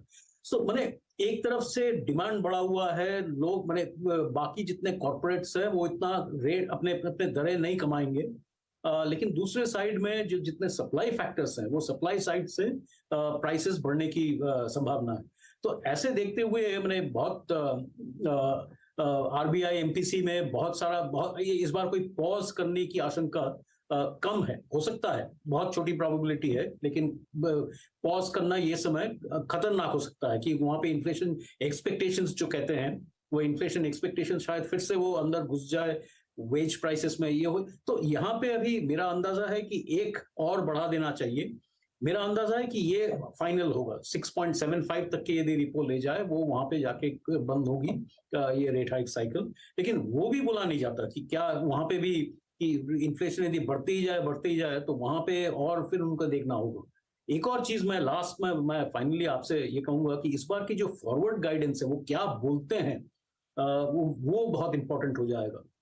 उनके पिछले बार उनकी सीपीआई इन्फ्लेशन FY24 के लिए 5.3% था, उसको चेंज करते हैं कि नहीं वो देखना होगा। ग्रोथ 6.4% था, वो थोड़ा बहुत काटते हैं कि नहीं वो देखना होगा। गाइडेंस क्या करते हैं, स्टैंस न्यूट्रल तो नहीं जाएंगे, लेकिन जो रिमूवल ऑफ अकोमोडेशन जो स्टैंस जो लैंग्वेज बोलते हैं उसमें कोई चेंज देखने को मिले कि नहीं। तो ये सब देख के ये बहुत इंपॉर्टेंट हो जाएगा, क्योंकि आगे चल के क्या कर सकते हैं इन लोग वो सिग्नल रहेंगे। स्वागत सर ने बहुत सारी बात कह दी। उन्होंने कहा कि शायद ये एक पॉसिबली लास्ट रेट हाइक हो, लेकिन जो हर्षदा ने आखिरी प्रश्न पूछा दैट आई थिंक क्रूड, वो इक्वेशन बढ़ा देगा, इक्वेशन खराब कर देगा, और वो एक कहीं ना कहीं इन्फ्लेशनरी रिस्क जो है वो आगे की रेट हाइक्स हों इस बात की पॉसिबिलिटी बढ़ा देता है। स्टांस में परिवर्तन होगा या फिर उनकी जो फ्यूचर की कमेंट्री है वो देखनी होगी। Banking sector for the timing is strong, stable, और अभी इस बार पॉज हो ये पॉसिबल नहीं है। अच्छा स्वागत सर, मैं एक चीज़ पूछूँ आपसे यहाँ पे, इस क्वार्टर में हमने बैंकों की तरफ से सब्सटेंशियल रेट हाइक्स देखे, जो एसबीआई ने एक बार में एक ट्रांच में 70 बेसिस पॉइंट का अगर आप देखें इजाफा किया। सर एक बात पूछना चाहूँगा, जब Q3 एंड हुआ तो हमने Q3 में देखा कि बैंक्स बहुत अच्छे NIMs कमांड कर रहे थे। उस वक्त तक डिपॉजिट्स पे रेट्स पे इतनी बढ़ोतरी नहीं हुई थी। क्या Q4 में मोटा मोटी इस बार आपको जब नंबर्स आएंगे तो NIMs प्रेशर में नजर आएंगे, या फिर डाउन टिक शुरू हो चुके होंगे, या फिर फ्लैट रहेंगे? इस बात को लेकर सर आपकी टिप्पणी क्या है? मैं बहुत ज्यादा कुछ बोलूंगा नहीं, क्योंकि मैं बैंकिंग एनालिस्ट नहीं हूं। तो मैंने जो इकोनॉमिस्ट की जो टोपी पहन के जो जितना बोल सकता हूं कि अभी भी आपने जो कहा कि डिपॉजिट रेट्स बढ़े हैं, लेकिन इतना नहीं बढ़ा है कि बाकी मैंने बहुत निम्स पे बहुत असर पड़ेगा। आगे चल के क्या होगा ये बहुत इंपॉर्टेंट है। मैं जो चौथा चीज जो बोलना भूल गया कि ये खाली एमपीसी के रेट्स नहीं, जो आगे जो सिस्टम लिक्विडिटी कहते हैं, कितने पैसे हैं सिस्टम में आरबीआई की तरफ से, जो लिक्विडिटी की जो बोलते हैं, वो बहुत बड़ा इंपॉर्टेंट हो गया है। क्योंकि अभी देखने को मिला है कि जितने डिपॉजिट्स में 1 लाख करोड़ करीब सोचिए कि सिस्टम में लिक्विडिटी बना हुआ है, वो चल के आगे क्योंकि कैश निकलता जाएगा, आरबीआई की इंटरवेंशन कैसे होगी वो पता नहीं है। तो ये लिक्विडिटी डेफिसिट की तरफ जाने की संभावना है, अनलेस आरबीआई उस पर कुछ इम्पैक्ट करता है। तो वो यदि हो कि लिक्विडिटी सीरियसली डेफिसिट की तरफ जा रहा है तो डिपॉजिट्स मिलना और मुश्किल हो जाएगा। तो वो सिचुएशन में फिर डिपॉजिट्स के रेट और बढ़ने की संभावना है। तो फिर उसके बाद बैंक्स कितने रेट्स, लेंडिंग रेट्स, जो बोरोवर्स के लिए जो रेट, होम लोन हो, रिटेल लोन्स हो, कॉर्पोरेट लोन्स हो, वो कितना आगे बढ़ा सकते हैं कि ऐसा नहीं कि बहुत लोन ग्रोथ कम जाए, क्रेडिट ग्रोथ कम जाए। तो फिर ये दोनों फैक्टर मिला के फिर बैंक्स के निम्स कैसे होंगे वो देखना पड़ेगा। स्वागता जी, बहुत बहुत शुक्रिया हमारे लिए समय निकालने के लिए, आज आपने टाइम दिया, धन्यवाद। Thank you. तो स्वागता भट्टाचार्य बेसिकली कह रहे हैं कि देखिए 25 बेसिस रेट हाइक का लगभग तय है। अब बहुत कम प्रोबेबिलिटी है कि आरबीआई पॉज करे, लेकिन कल की पॉलिसी में देखना यह भी जरूरी होगा, नॉट कि क्या रेट हाइक आता है, लेकिन यहाँ से आगे वो इन्फ्लेशन और ग्रोथ के लिए आरबीआई आउटलुक को कितना बदलता है वो ज्यादा अहम होगा यहाँ से आगे की ट्रैजेक्टरी तय करने के लिए कि भारतीय इकोनॉमी की रफ्तार फिर कितनी बरकरार रहेगी या फिर कुछ धीमी पड़ती हुई दिखाई देगी या नहीं। क्योंकि कच्चे तेल ने जो गुगली खेली है पिछले 3 ट्रेडिंग सेशन से वो ज्यादा प्रोमिनेंट रहेगा वो ज़्यादा प्रोमिनेंट एलिमेंट रहेगा यहाँ से आगे की आउटलुक इन्फ्लेशन का डिसाइड करने के लिए। इस पर आगे ऑफ कोर्स डिटेल में बातचीत होती रहेगी, कल का पूरा दिन बाकी है। कल इनफैक्ट हम आरबीआई पॉलिसी की को हम डाइसेक्ट कर रहे होंगे या फिर उसका पोस्टमार्टम कर रहे होंगे, लेकिन आज एक्सपेक्टेशंस पर बातचीत हो रही थी। Coming back to the market, इस बीच 131 अंकों की बढ़त निफ्टी बैंक में। तो निफ्टी बैंक स्टेडी है, और स्टेडी इसीलिए क्योंकि जो Q4 अपडेट्स आए मेरे ख्याल में, उसके बाद हमने देखा है थ्रस्ट बना हुआ है तेजी की तरफ। चलिए स्पीच शुरू करते हैं चार का चौका, और हमारे जानकारों से समझना शुरू करते हैं कि इस समय वो क्या ट्रेड लेंगे, कहां पर मौका देखने को मिल रहा है। सबसे पहले सस्ता ऑप्शन की बारी है, और ये ट्रेड के लिए तैयार है राहुल शर्मा। राहुल बताइए क्या ट्रेड ले रहे हैं आप? जी देखिए, गोल्ड प्राइसेस काफी फर्म ट्रेड कर रहे हैं, और इसका डायरेक्ट इम्पैक्ट टाइटन पे देखने को मिलता है। टाइटन का सेटअप यहाँ पर काफी प्रॉमिसिंग है। जो 2600 के कॉल ऑप्शंस है उनमें सबसे ज्यादा ओपन इंटरेस्ट है यहाँ पर। मुझे लगता है कि यहाँ पर एक शॉर्ट कवरिंग मूव बनेगा आने वाले 1-2 सेशन में। तो मोमेंटम के हिसाब से 2600 का कॉल ऑप्शन, जो कि तकरीबन 46-47 के पास ट्रेड कर रहा है, इसे बाय करके चलने की राय रहेगी। स्टॉप लॉस लगाइए 38 रुपीज का, यानी कि तकरीबन 8 से 10 रुपए की रिस्क है, और इसमें पोटेंशियल अपसाइड मुझे लगता है कि आपको तकरीबन 70 रुपए तक के लेवल्स इस कॉल ऑप्शन में देखने को मिल सकते हैं। तो टाइटन का 2600 का कॉल ऑप्शन बाय करने की राय है अप्रैल सीरीज का। ओके, ये 46 के आसपास है अप्रैल सीरीज का। आप 2600 का कॉल टाइटन का लेकर चलेंगे। इनफैक्ट आई थिंक सोमवार को ही बातचीत हो रही थी ना हमारी आशीष चतुर्मोता से, वो भी टाइटन ही रेकमेंड कर रहे थे। तो 70 के लिए एक मौका, क्लियर व्यू इस समय आता हुआ। राजेश जी बताइए, एफएनओ का सुपरस्टार? आई थिंक मार्केट का सुपरस्टार आईटीसी। यहाँ पे देखिए, आईटीसी अगर आप देखें तो ऐसा मार्केट में I think that is a perfect defensive play. Overall structure भी बहुत बहुत बहुत स्ट्रांग है। यहाँ पे 10-20 डे में को रिस्पेक्ट कर रहा है। तो जिस तरह से आज मूव पैन आउट हो रहा है, ये जो 380 384 ये जो क्लस्टर था, यहाँ पे सप्लायर हम देखते थे कि वहीं से ये पलटता था, आज मुझे लगता है यहाँ पे एक डिसेसिव ब्रेकआउट मिला है। इसका टारगेट क्या होगा? इसका टारगेट होगा 395 टू 400, ये इसकी रेंज है। तो it's a buy in ITC. आपका स्टॉप लॉस भी छोटा ही रखना है आपको, 386, महज ₹2.5 का स्टॉप लॉस मेंटेन करे और आईटीसी लॉन्ग करे। आईटीसी अप्रैल फ्यूचर्स लॉन्ग है आपकी स्क्रीन पे आज का ये कॉल, और आईटीसी अब 388.45 पे ट्रेड करता हुआ। आज का एफएनओ सुपरस्टार चार्ट के चमत्कार मानस जायसवाल जी के सौजन्य से आएगा। मानस, क्या पिक कर रहे हैं आप? वीरेंद्र जी देखिए, दो स्टॉक बिल्कुल चार्ट से बेहतर लग रहे हैं इस टाइम, और पहला एशियन पेंट्स और दूसरा बर्जर पेंट्स। दोनों में एशियन पेंट्स पे रिवर्सल देखने को मिला है, बर्जर पेंट्स में कंसोलिडेशन के बाद का ब्रेकआउट देखने को मिला है। मेरा पिक बर्जर पेंट्स रहेगा, जहां पर स्टॉक ने 100 मूविंग एवरेज को ब्रीच किया है। थोड़े बेहतर वॉल्यूम देखने को मिल रहे हैं। तो 579 ये कैश लेवल है, वहां पर आपको स्टॉप लॉस रखना है, बर्जर पेंट्स पे खरीदारी करनी है। और 610 जो कि 200 मूविंग एवरेज है, वहां पर आपको टारगेट सेट करना है। तो यहाँ पर खरीदारी कर सकते हैं, और ऑप्शन में भी ट्रेड ले सकते हैं। At the money call option 590 वाला ₹11.50 के आसपास ट्रेड हो रहा है, वहां पर खरीदारी करिए ₹6 के स्टॉप लॉस से ₹24 के टारगेट के लिए। बर्जर पेंट्स देख रही हैं आप हर्षदा, 74 पे नहीं चला, लेकिन 85 पे चलने को बर्जर पेंट्स राजी है, और यही same is the case with Asian paints. कभी कभी बाजार में कुछ ऐसे समीकरण होते हैं जो समझ से परे होते हैं। हम 74 पे चीख के कह रहे थे, जबकि जनाब क्रूड आ चुका है, ब्रेंट है, एशियन पेंट्स गिरता रहा, और 85 पे चल रहा है, बर्जर भी चल रहा है। आपकी स्क्रीन पे इस वक्त की कॉल है। गौरांग जी, ऐसा ही कोई रोचक तथ्य अगर आपके पास हो तो शेयर कीजिए। आपका आज का मिड कैप फंड है। तो बहुत सारी चीजें होती है जब 4 दिन से बाजार हरियाली के रास्ते पर चल रहा हो। मजवाली company Prince Pipes and Fittings, ये काफी पसंद आती है हमें। पिछली बार जब नजर पड़ी थी तो करीबन 2.5% के आसपास ऊपर चल रहा था, 565-70 के आसपास।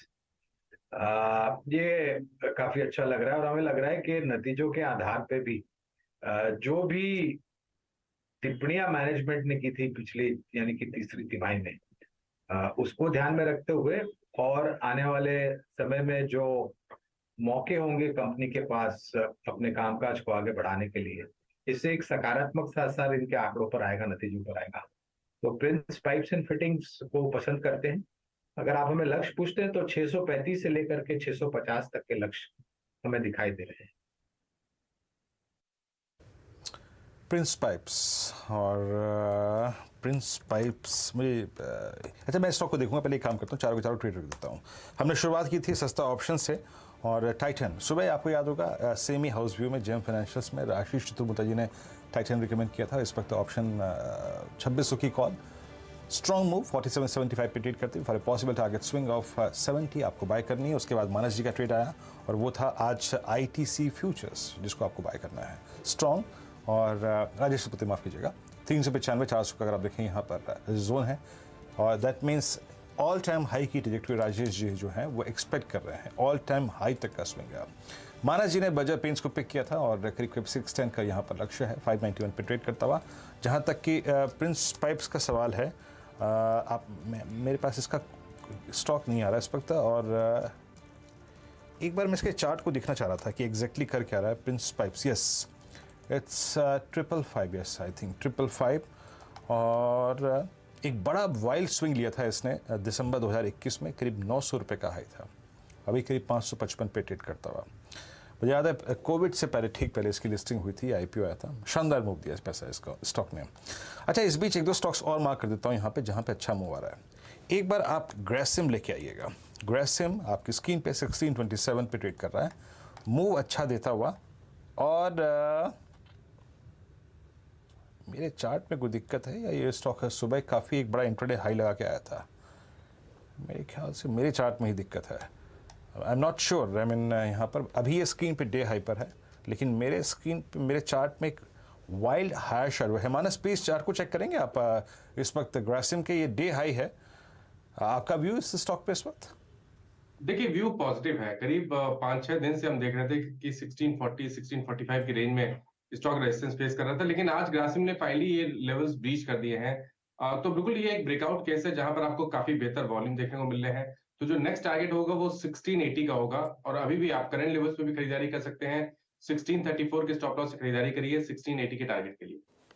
ग्रासिम में एक अपॉर्चुनिटी 1680 तक के लेवल्स देखने को मिल सकते हैं। अच्छा इस बीच हमारे साथ चंदन तापड़िया भी जुड़ गए हैं।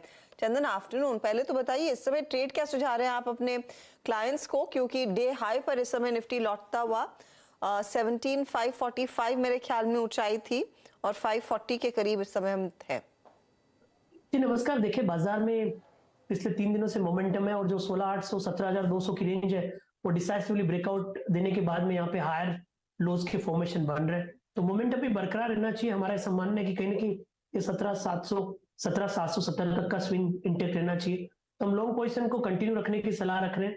17,350 के सपोर्ट से अपनी पोजीशन कंटिन्यू रखें, 17,700 17,770 के अपसाइड बनने चाहिए। उसके अलावा आप देखिए काफी बाजार में स्टॉक स्पेसिफिक मूवमेंट देखने को मिला है। आज देखिए बैंक निफ्टी कंपैरेटिवली थोड़ा सा डल है, बट निफ्टी और सिलेक्टिव IT और सिलेक्टिव सेक्टोरियल जो मूवमेंट है वहां पे अच्छा खासा यहाँ पे अट्रैक्शन देखने को मिल रहा है। तो यहाँ पे हेवीवेट्स में हमारा HDFC bank, HDFC limited, L&T, ITC इन सब काउंटर पे फोकस है और मिड कैप में हम यहाँ पे डिफेंस और इन सब रिलेटेड कंपनीज पे फोकस कर रहे हैं और ऑटो एंसिलरीज कंपनीज में। तो एक काउंटर हमें जिनमें आ रहा है वो है JBM ऑटो जो पिछले कुछ दिनों रिकमेंड किया था, और अब एक नए ट्रेड के लिए मैं माजडोक पे फोकस करना चाहूंगा। कोचिन शिपयार्ड और माजडोक का एक कंसोलिडेशन और करेक्शन कंप्लीट हुआ है। 17-18 वीक का जो करेक्शन है वो अब एक मेजर सपोर्ट लेके टर्न हो रहा है। इवन मैं लोअर टाइम फ्रेम पे चार्ट देखूं तो बॉटम पे head and shoulder price formation बन रहा है, तो 675 680 पे माजडोक खरीदारी की सलाह रखेंगे। 660 के सपोर्ट से कहने की 720 730 तक के अपसाइड यहाँ पे बनने चाहिए। 720 730 के अपसाइड के लिए मजगांव डॉक में आप तेजी का ट्रेड लेकर चलेंगे, अच्छा खासा मोमेंटम ट्रेडेड काउंटर है। अच्छा एक स्टॉक न्यू लिस्टेड है नायका, जिस पर मेरी नजर गई। स्टॉक आप देखेंगे तो 7.5 से 8% तक के गेन्स दिखा रहा है। गौरांग यहाँ पर मेरे ख्याल में कुछ मल्टीपल डील्स हुई हैं, शायद उसका इम्पैक्ट है, लेकिन नायका करंट लेवल्स पर और रीसेंट करेक्शन के बाद अब आपकी राय क्या है वैल्यूएशन वाइज, और यहाँ से आगे किस तरह के रिटर्न से डिलीवर करेगा डिस्पाइट द फैक्ट कि कई सारे लोग जो सीनियर पोजीशंस पर थे उन्होंने इस्तीफा दिया है? करेक्शन नहीं कर्षदा, ये बहुत भारी भरकम गिरावट थी। जिस तरह से ये स्टॉक शुरुआत हुआ है गिरना, और लिस्टिंग की पूरी कहानी और इतिहास तो हमें पता ही है इसका। अर्शदा जी पहले भी हमने इस पे कोई कवरेज नहीं निकाली थी, जब IPO आया था, फिर लिस्ट हुआ, फिर गिरावट आई, काफी लोगों को हुआ कि आकर्षित हो गया है, वहां से भी करीबन 30-40% ही और लुढ़का। फिर टॉप मैनेजमेंट में इस्तीफे। मुझे नहीं लग रहा है कि आपको किसी भी तरह की जोखिम उठाने की आपको यहाँ पर चेष्टा करनी चाहिए। And I will also say at this time that you should use your wisdom and fine sense of judgement. इसके अलावा काफी सारे और क्षेत्र और स्टॉक्स है जहां पर आप निवेश कर सकते हैं। तो नायका के बियॉन्ड भी आप कोई ट्रेड्स आइडेंटिफाई कीजिए, इस समय इन स्टॉक्स पर नजर ना डालें। लेकिन नायका क्योंकि इतना भागा है, गावा साहब चार्टिकली अब क्या लग रहा है यहाँ से थोड़ी सी और मजबूती आएगी? गौरांग ने तो फंडामेंटल बेसिस पर कह दिया है कि नहीं जी एक्सक्यूज कीजिए, इस पर्टिकुलर स्टॉक में पैसे नहीं लगाने। देखिए ऐसा है कि इसका बेसिक चार्ट स्ट्रक्चर तो वीक है, ये तो पक्का है, और जब से लिस्ट हुआ जिसने भी खरीदा है आज लॉस में बैठा। लेकिन ये सेकंड अटेम्प्ट है अपमूव मिलने का फ्रॉम द लोज। वो करीब 100 के आसपास एक बाउंस मिला है, 120 के आसपास मेरे ख्याल से मिला है वहां से। तो शायद ये थोड़ा सस्टेन करे, लेकिन जितना ऊपर जाएगा उतना सेलिंग प्रेशर आएगा। अगर अपमूव मिलता भी है नायका में तो मेरे ख्याल से बहुत ही स्ट्रॉन्ग रेजिस्टेंस 150 के आसपास है। तो अगर ट्रेडिंग बेट करना है तो ले सकते हैं, स्टॉप लगाना पड़ेगा 128 का बस, और ट्रेड ले सकते हैं। अपमूव मिला तो बहुत अच्छा, लेकिन हम वो सोचे कि टर्न अराउंड हो गया, वैसा मुझे लगता नहीं। It's a long journey down the road. Long journey, ऐसा नहीं है कि टर्न अराउंड हो चुका है ये काउंटर। चलिए स्पीच हमारे साथ एक और जानकार जुड़ रहे हैं मार्केट बिग वॉइस में। अब हमारे साथ देवेंद्र चोकसी आ गए हैं। देवेंद्र जी गुड आफ्टरनून, स्वागत है आपका सीएनबीसी आवाज पर। मार्केट एक बहुत ही इंटरेस्टिंग पोजीशन में आकर खड़ा है, और आज सुबह में हमने इनफैक्ट एक डिटेल बातचीत इसकी भी की कि कैसे एफआईआई ब्रोकरेजेस को लग रहा है कि भारत में इस समय पैसे लगाने का एकदम सही मौका है। पिछले 10 दिनों में मॉर्गन स्टैनली, गोल्डमैन, बर्नस्टीन सबने कहा है कि भारतीय बाजारों में अब निवेश करना शुरू करें। उनको लगता है कि भारतीय बाजार के वैल्यूएशंस काफी ज्यादा अट्रैक्टिव हैं। आपकी अप्रोच मार्केट्स पर इस समय क्या है? वैल्यूएशन वाइज ये मार्केट अट्रैक्टिव आपको भी आई एम श्योर लग रहा है, लेकिन कहां पर ज्यादा वैल्यू दिख रही है? Good afternoon Harshada.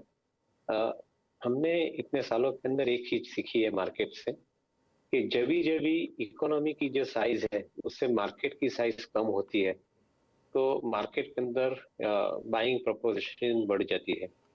Currently our markets are trading at a valuation of somewhere around $3 trillion, और इकोनॉमी की साइज है करीबन $3.5 ट्रिलियन की।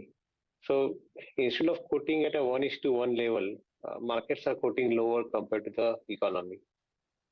Now this is the first broad level, macro level indication कि जहाँ पे एक चीज सामने आ जाती है कि हमारे मार्केट काफी हद तक डिस्काउंटेड रेट में चल रहे हैं, वो इकोनॉमी के बियॉन्ड इकोनॉमी के वैल्यू से नीचे चल रहा है। तो ये एक सबसे पहला इंडिकेशन मिला है। दूसरा इंडिकेशन ये मिलता है कि इकोनॉमी के अंदर जो हिसाब से आज की तारीख में ग्रोथ आ रहा है, आपने देखा जीएसटी का कलेक्शन 1,60,000 करोड़ का मंथली गए महीने में आया है। डायरेक्ट टैक्स के कलेक्शन के अंदर we have surpass even the budget revise estimate also. So which means कि इकोनॉमी के अंदर ग्रोथ जो है वो growth I think very systematically is moving in a larger direction.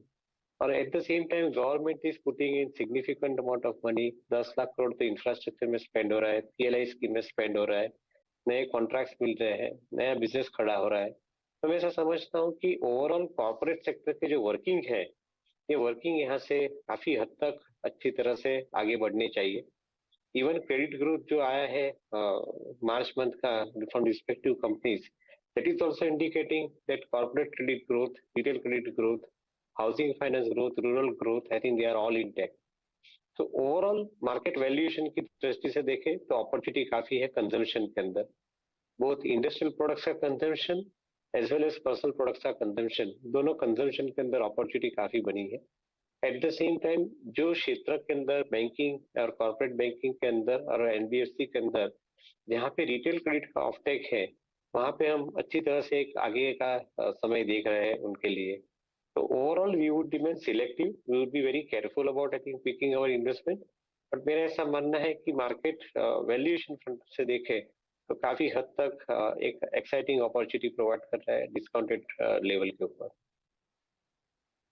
Devendra जी, कुछ देर पहले हम सौगता भट्टाचार्य से भी बात कर रहे थे, और कल जो बड़ा इवेंट है ऑफ कोर्स हमारे लिए, जहां पर अनुमान यही है कि 25 बेसिस पॉइंट का रेट हाइक आएगा। ये रेट हाइक क्या मायने रखता है in terms of earnings for banks going forward?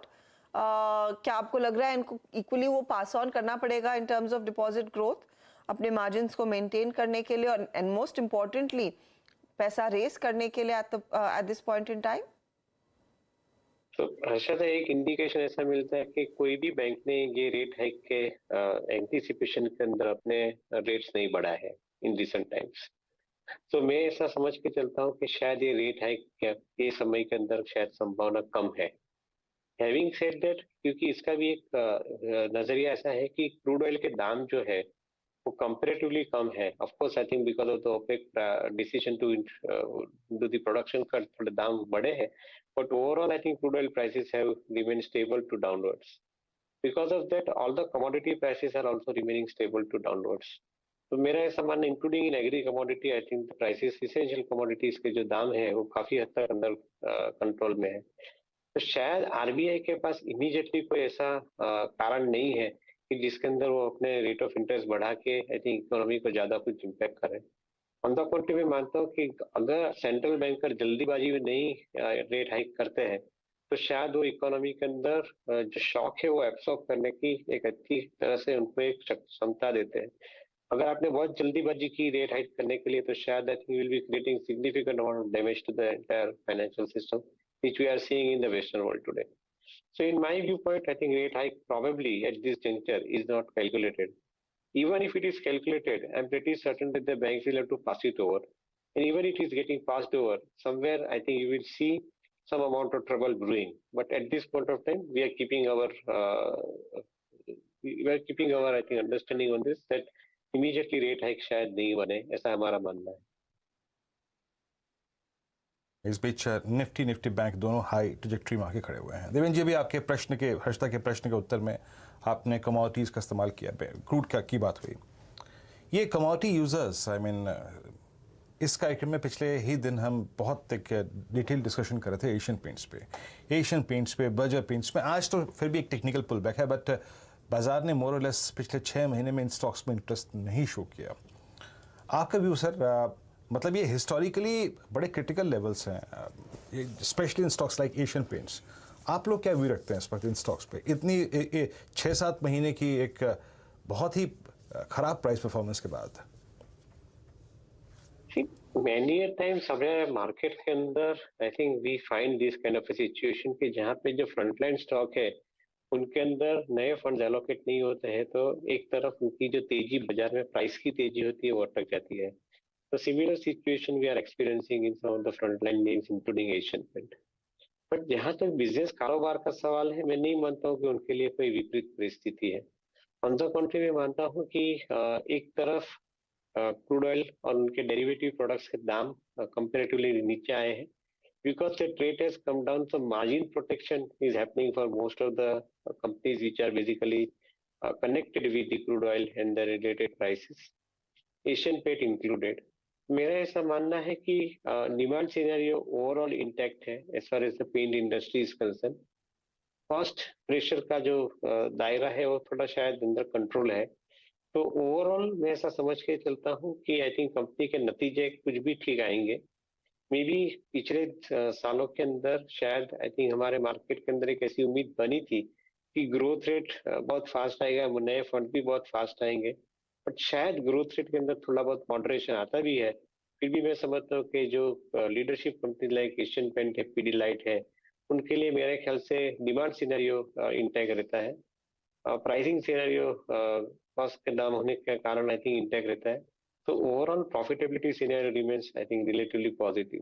May be current market के अंदर आपको ये अपॉर्चुनिटी मिल रही है लोअर लेवल के ऊपर, आई थिंक सिस्टमेटिकली एक्यूमुलेट करते हैं जो लोग अच्छी कंपनी के शेयर, तो जब भी मार्केट में तेजी आती है वहां पे आपको कमाने की ज्यादा उम्मीदें बनती है, पॉसिबिलिटीज बनती है। अच्छा देवेंद्र जी, ये जो कल परसों में ऑटो नंबर्स आए, उनको आंकड़ों को देखने के बाद आपको लगा क्या? हाँ, एक्सपोर्ट मार्केट से अगर आप देखें, एक चिंता के विषय पहले थे। बजाज ऑटो ने अगर आप देखें कल के नंबर्स के बाद एक स्ट्रॉन्ग मूव दिया है, और टीवीएस काफ़ी स्ट्रॉन्ग मूव दे रहा है, और हीरो मोटर कॉर्प में पुल बैक आया है। बट ओवरऑल नंबर आपको लगे कैसे? Both I mean in 2 wheeler space, 4 wheeler space, commercial vehicle segment, और आप लोग की टॉप प्रायोरिटीज में क्या है सर? क्या चीज़ कर रहे हैं आप? क्योंकि ऑटो में एक सब्सटेंशियल डिप आया है फरवरी मार्च में, इस डिप पर आपका व्यू क्या है इस वक्त? मेरा ख्याल से सबसे ज्यादा कॉन्फिडेंस जो बनता है वो कमर्शियल व्हीकल के अंदर बनता है।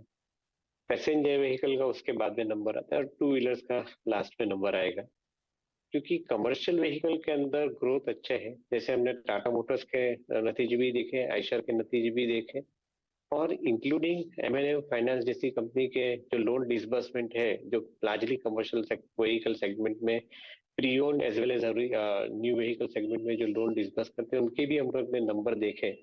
तो ये चीज डेफिनेटली कंफर्म होती है कि commercial vehicle as a segment is remaining absolutely well placed comparatively.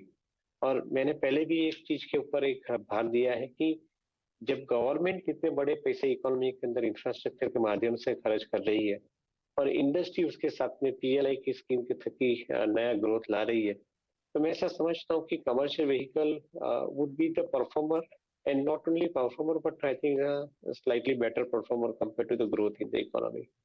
तो अगर इकोनॉमी के अंदर ग्रोथ करीबन 60% का आता है, commercial vehicle could possibly perform at 10 to 11%, ऐसा मेरा मानना है। तो मैं ऐसा समझ के चलता हूँ कि ये ग्रोथ अगले समय के लिए 3 या 4 साल के लिए एक अच्छी विजिबिलिटी देता है। कमर्शियल व्हीकल के अंदर स्क्रैपेज पॉलिसी का इम्प्लीमेंटेशन होने से एक नई डिमांड ये साल के अंदर बन के आ रही है, और अगले 3 साल तक ये डिमांड डेफिनेटली विजिबिलिटी दे रही है। तो मैं ऐसा समझता हूँ कि with in auto space, if I have to put my money, I will put my money behind commercial vehicle. I will put my money behind certain OEM companies which are the ancillary companies which are supplying to OEMs. तो वहाँ पे मैं ज्यादा preference दूंगा investment के लिए। Okay, तो OEM suppliers और साथ ही साथ ऑटो एंसिलरी के लिए जो सप्लाई करती है और साथ कंपनियां, और साथ ही आप कमर्शियल व्हीकल्स पर ज्यादा बुलिश है। अच्छा, इस बीच 41,000 छू चुका है निफ्टी बैंक, 41,000 के पार निकलने में कामयाब। 41,002 41,003 तक के लेवल्स आपकी स्क्रीन पर एक बार फिर आते हुए दिखाई दे रहे हैं। तो ये री अटेम्प्ट है आखिरी आधे घंटे में 41,000 पर गढ़ बनाने का। इस बीच 17,549 पर निफ्टी ट्रेड करता हुआ, ये भी डे हाई पर ही कारोबार कर रहा है। देवेंद्र जी, एक स्टॉक L&T आज का आउट परफॉर्मर, इस पर मैं आपकी राय लेना चाहूंगी। पिछले 10-15 दिनों में हमने देखा है कई कंपनियों ने बड़े बड़े ऑर्डर इनफ्लोज अनाउंस किए हैं, और वो लार्जली वो ईयर एंड का इम्पैक्ट रहेगा। L&T, Siemens, ABB जैसे स्टॉक्स को लेकर टेक्निकल एनालिस्ट काफी बुलिश है। फंडामेंटली आपको लग रहा है ये स्टॉक आगे FY24 के लिए अच्छी खासी डिलीवरी करेगा? तो हर्षदा, कोई उसके अंदर शंका नहीं होनी चाहिए, क्योंकि मैंने अभी थोड़े टाइम पहले बताया कि government is a big spender in the infrastructure segment, और industry at the same time through PLI scheme is putting lot of money into growth, both greenfield as well as brownfield growth. तो मैं ऐसा समझता हूँ कि overall capital goods companies जैसे L&T है, ABB, Siemens जैसी कंपनियां हैं, उनके लिए ऑर्डर बुक पोजीशन काफी स्ट्रांग है, और मैं ऐसा समझता हूँ कि अगले 3 या 4 साल के लिए ऑर्डर बुक आपको विजिबिलिटी दे रही है कि they will have systematically high amount of growth. जैसे L&T जैसी कंपनी के अंदर हम पकड़ के चलते हैं कि करीबन 15 से 17% के बीच में ओवरऑल आपका सालाना ग्रोथ आएगा। तो ये ग्रोथ आता है तो मैं ऐसा समझता हूँ कि ये कंपनी के शेयर के दाम जो है वो यहाँ से रीरोट होने की संभावना ज्यादा बनती है। एट द सेम टाइम जो समय के अंदर पीक बनता है, वो पीक मार्केट के अंदर आई थिंक इसको प्रीमियम मिलता है। तो मैं today's market I think is little bit low on the sentiment and technically week.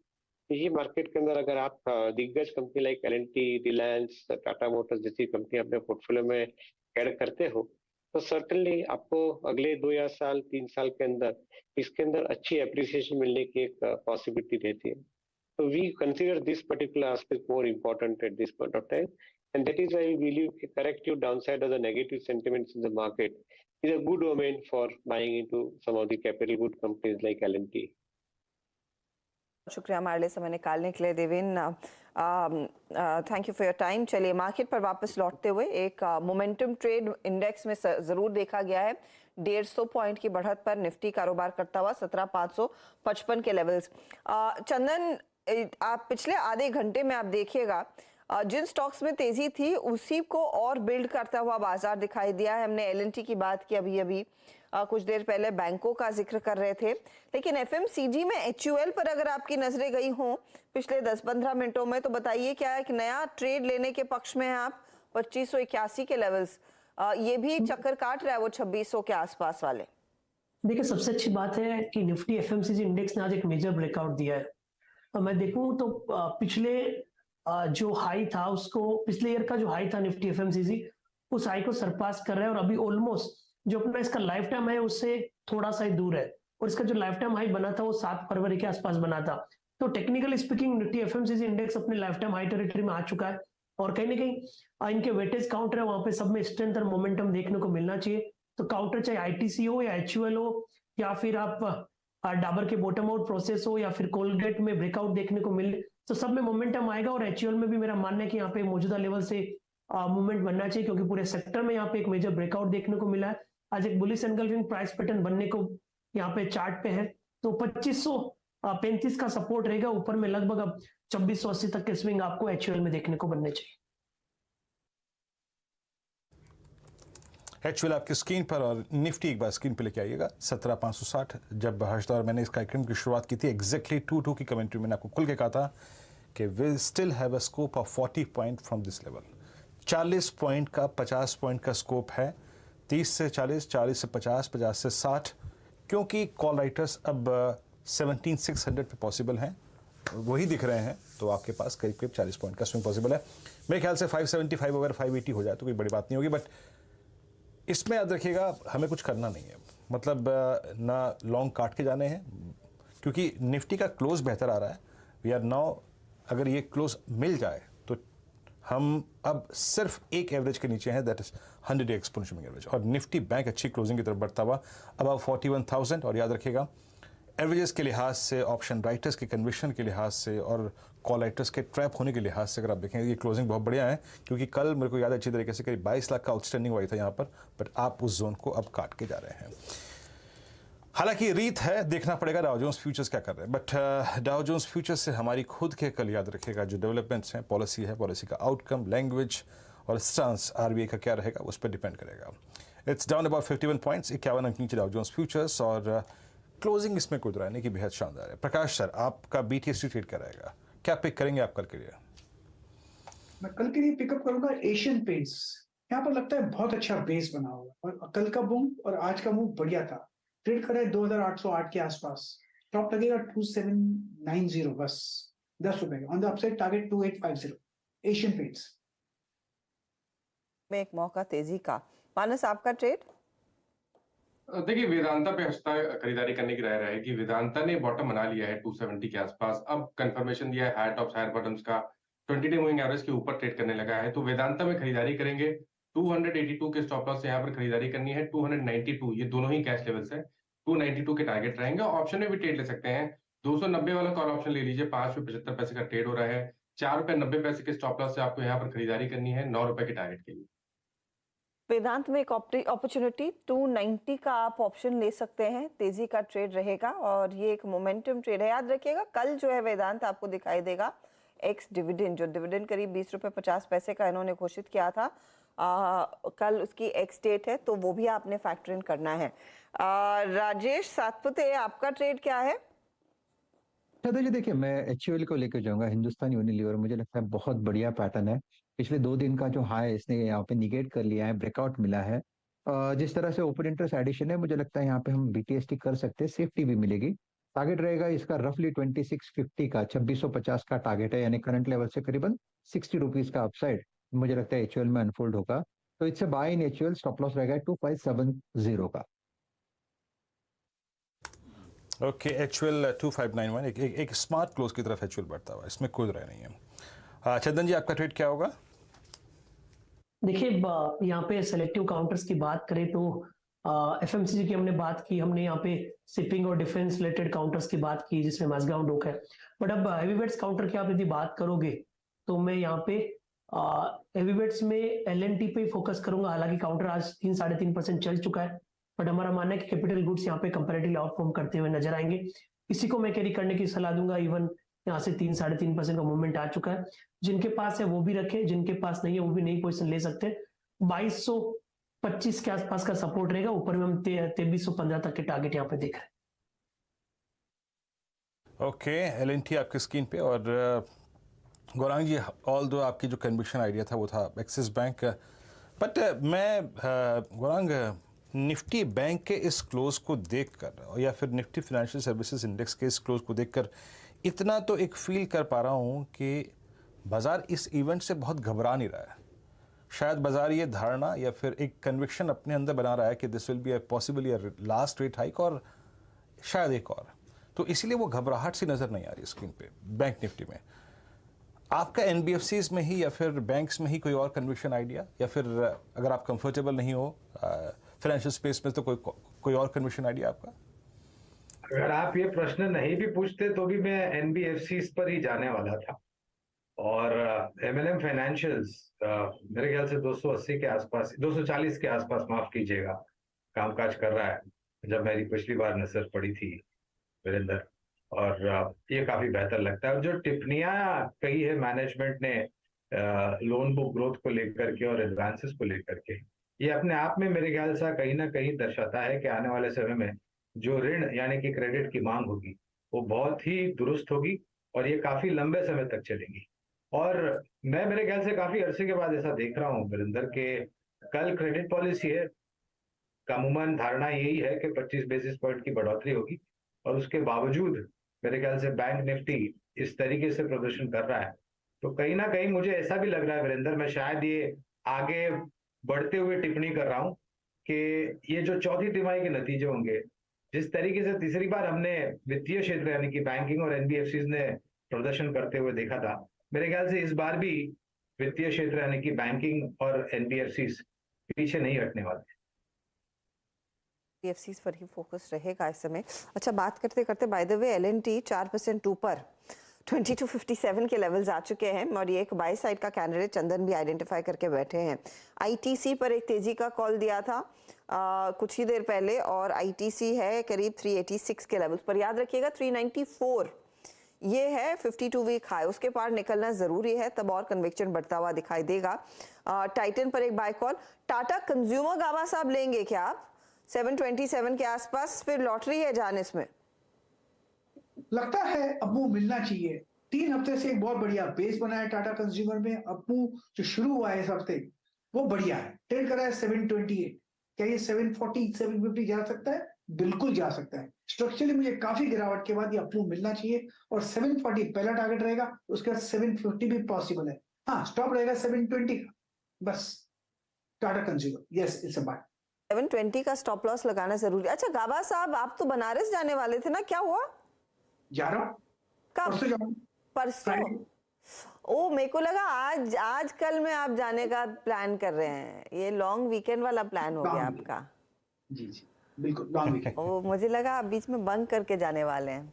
हाँ, वो कभी नहीं करता मैं। मुझे थोड़ा सा लगा अरे यार ये गावा साहब जाने वाले थे, प्लान कैंसिल हो गया, तो वीरू हम अकेले नहीं है जो फंसे हैं, लेकिन उनका तो लॉन्ग वीकेंड वाला प्लान है।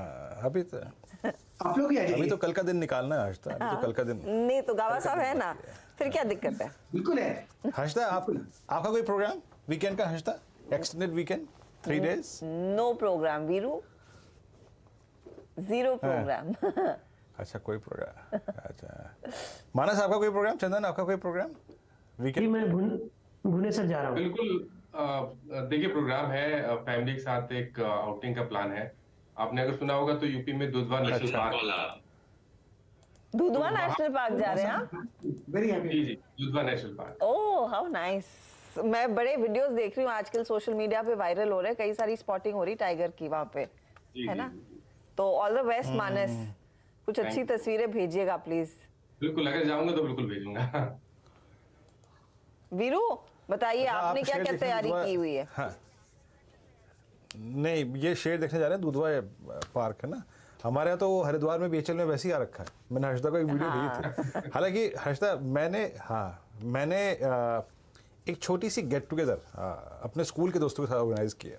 अभी तक 4 लड़के जुड़ चुके हैं, कोशिश कर रहा हूँ कि 5-6 हो जाए। मतलब आप समझ लीजिए कि कल से गुंजाइश तलाश रहा था मैं, 4 हो गए हैं, जैसे तैसे 5 हो जाए तो चले जाएंगे कहीं पर। और मैं प्रॉमिस करता हूँ वीकेंड पे मैंने कविता लिखी है, स्कूल के दोस्त कैसे हुआ करते थे, तो वीकेंड पे वो कविता जरूर डालूंगा ट्विटर पे, जरूर पढ़िएगा। और स्कूल के दोस्तों के साथ मैंने एक छोटी सी गेट टुगेदर ऑर्गेनाइज की है हर्षदा। चलिए अब एक काम करते हैं, चलते हैं इस क्लोजिंग की तरफ, स्टैट्स को देखते हैं और उसके बाद आते हैं डेटा पे।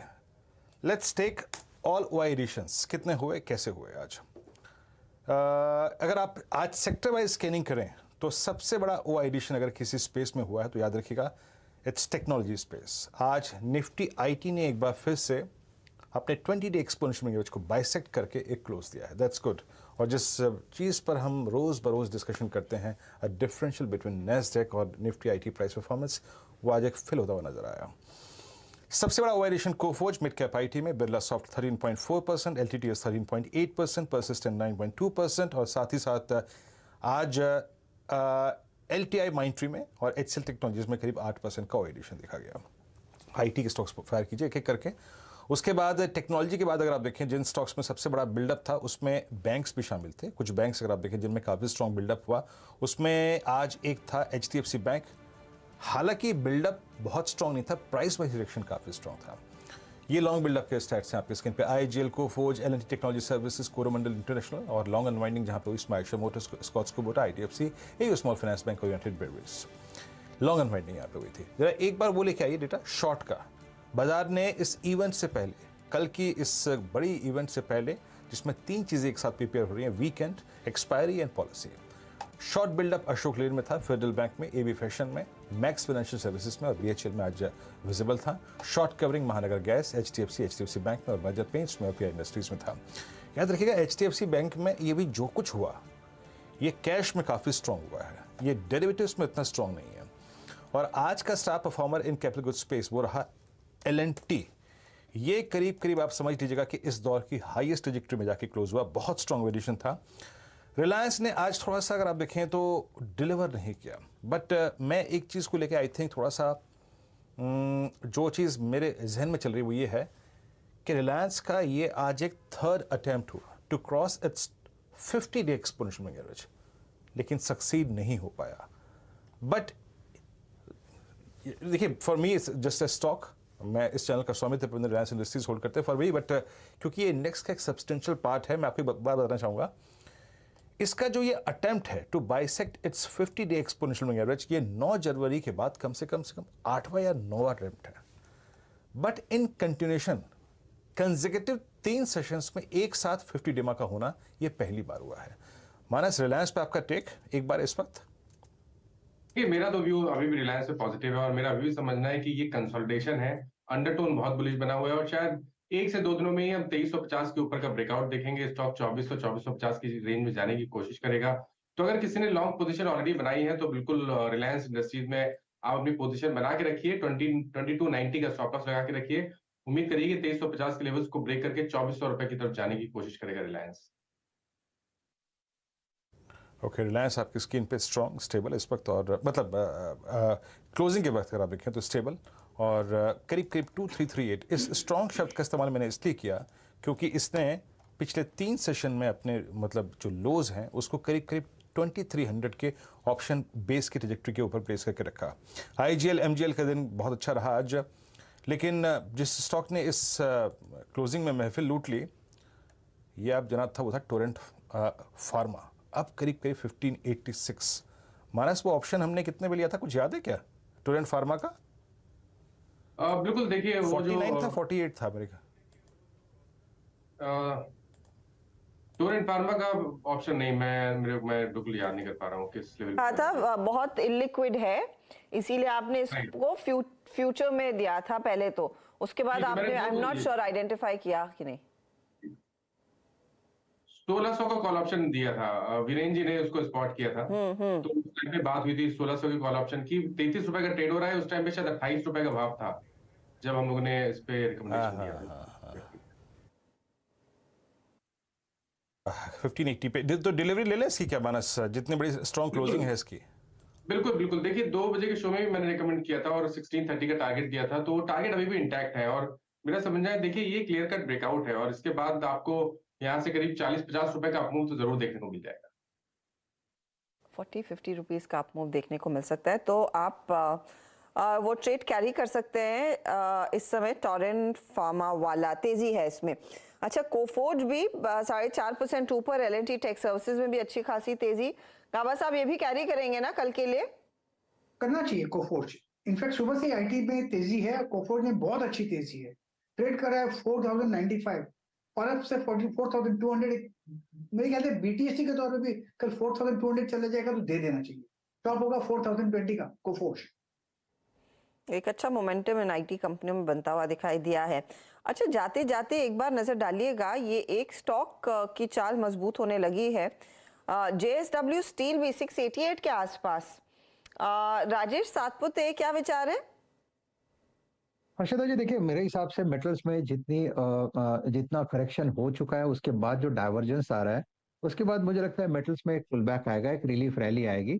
तो मेटल पे नजर है, कॉन्ट्रा बाइंग हो रही है। और देखिए, अगर पर्टिकुलरली JSW स्टील की बात करें तो इसके लिए एक डिसाइसिव ब्रेकआउट होगा 700-705 के क्लस्टर के ऊपर। तो एट अ लेवल ऑफ 690 अगर BTST करना है तो आपका टारगेट होगा 700-705।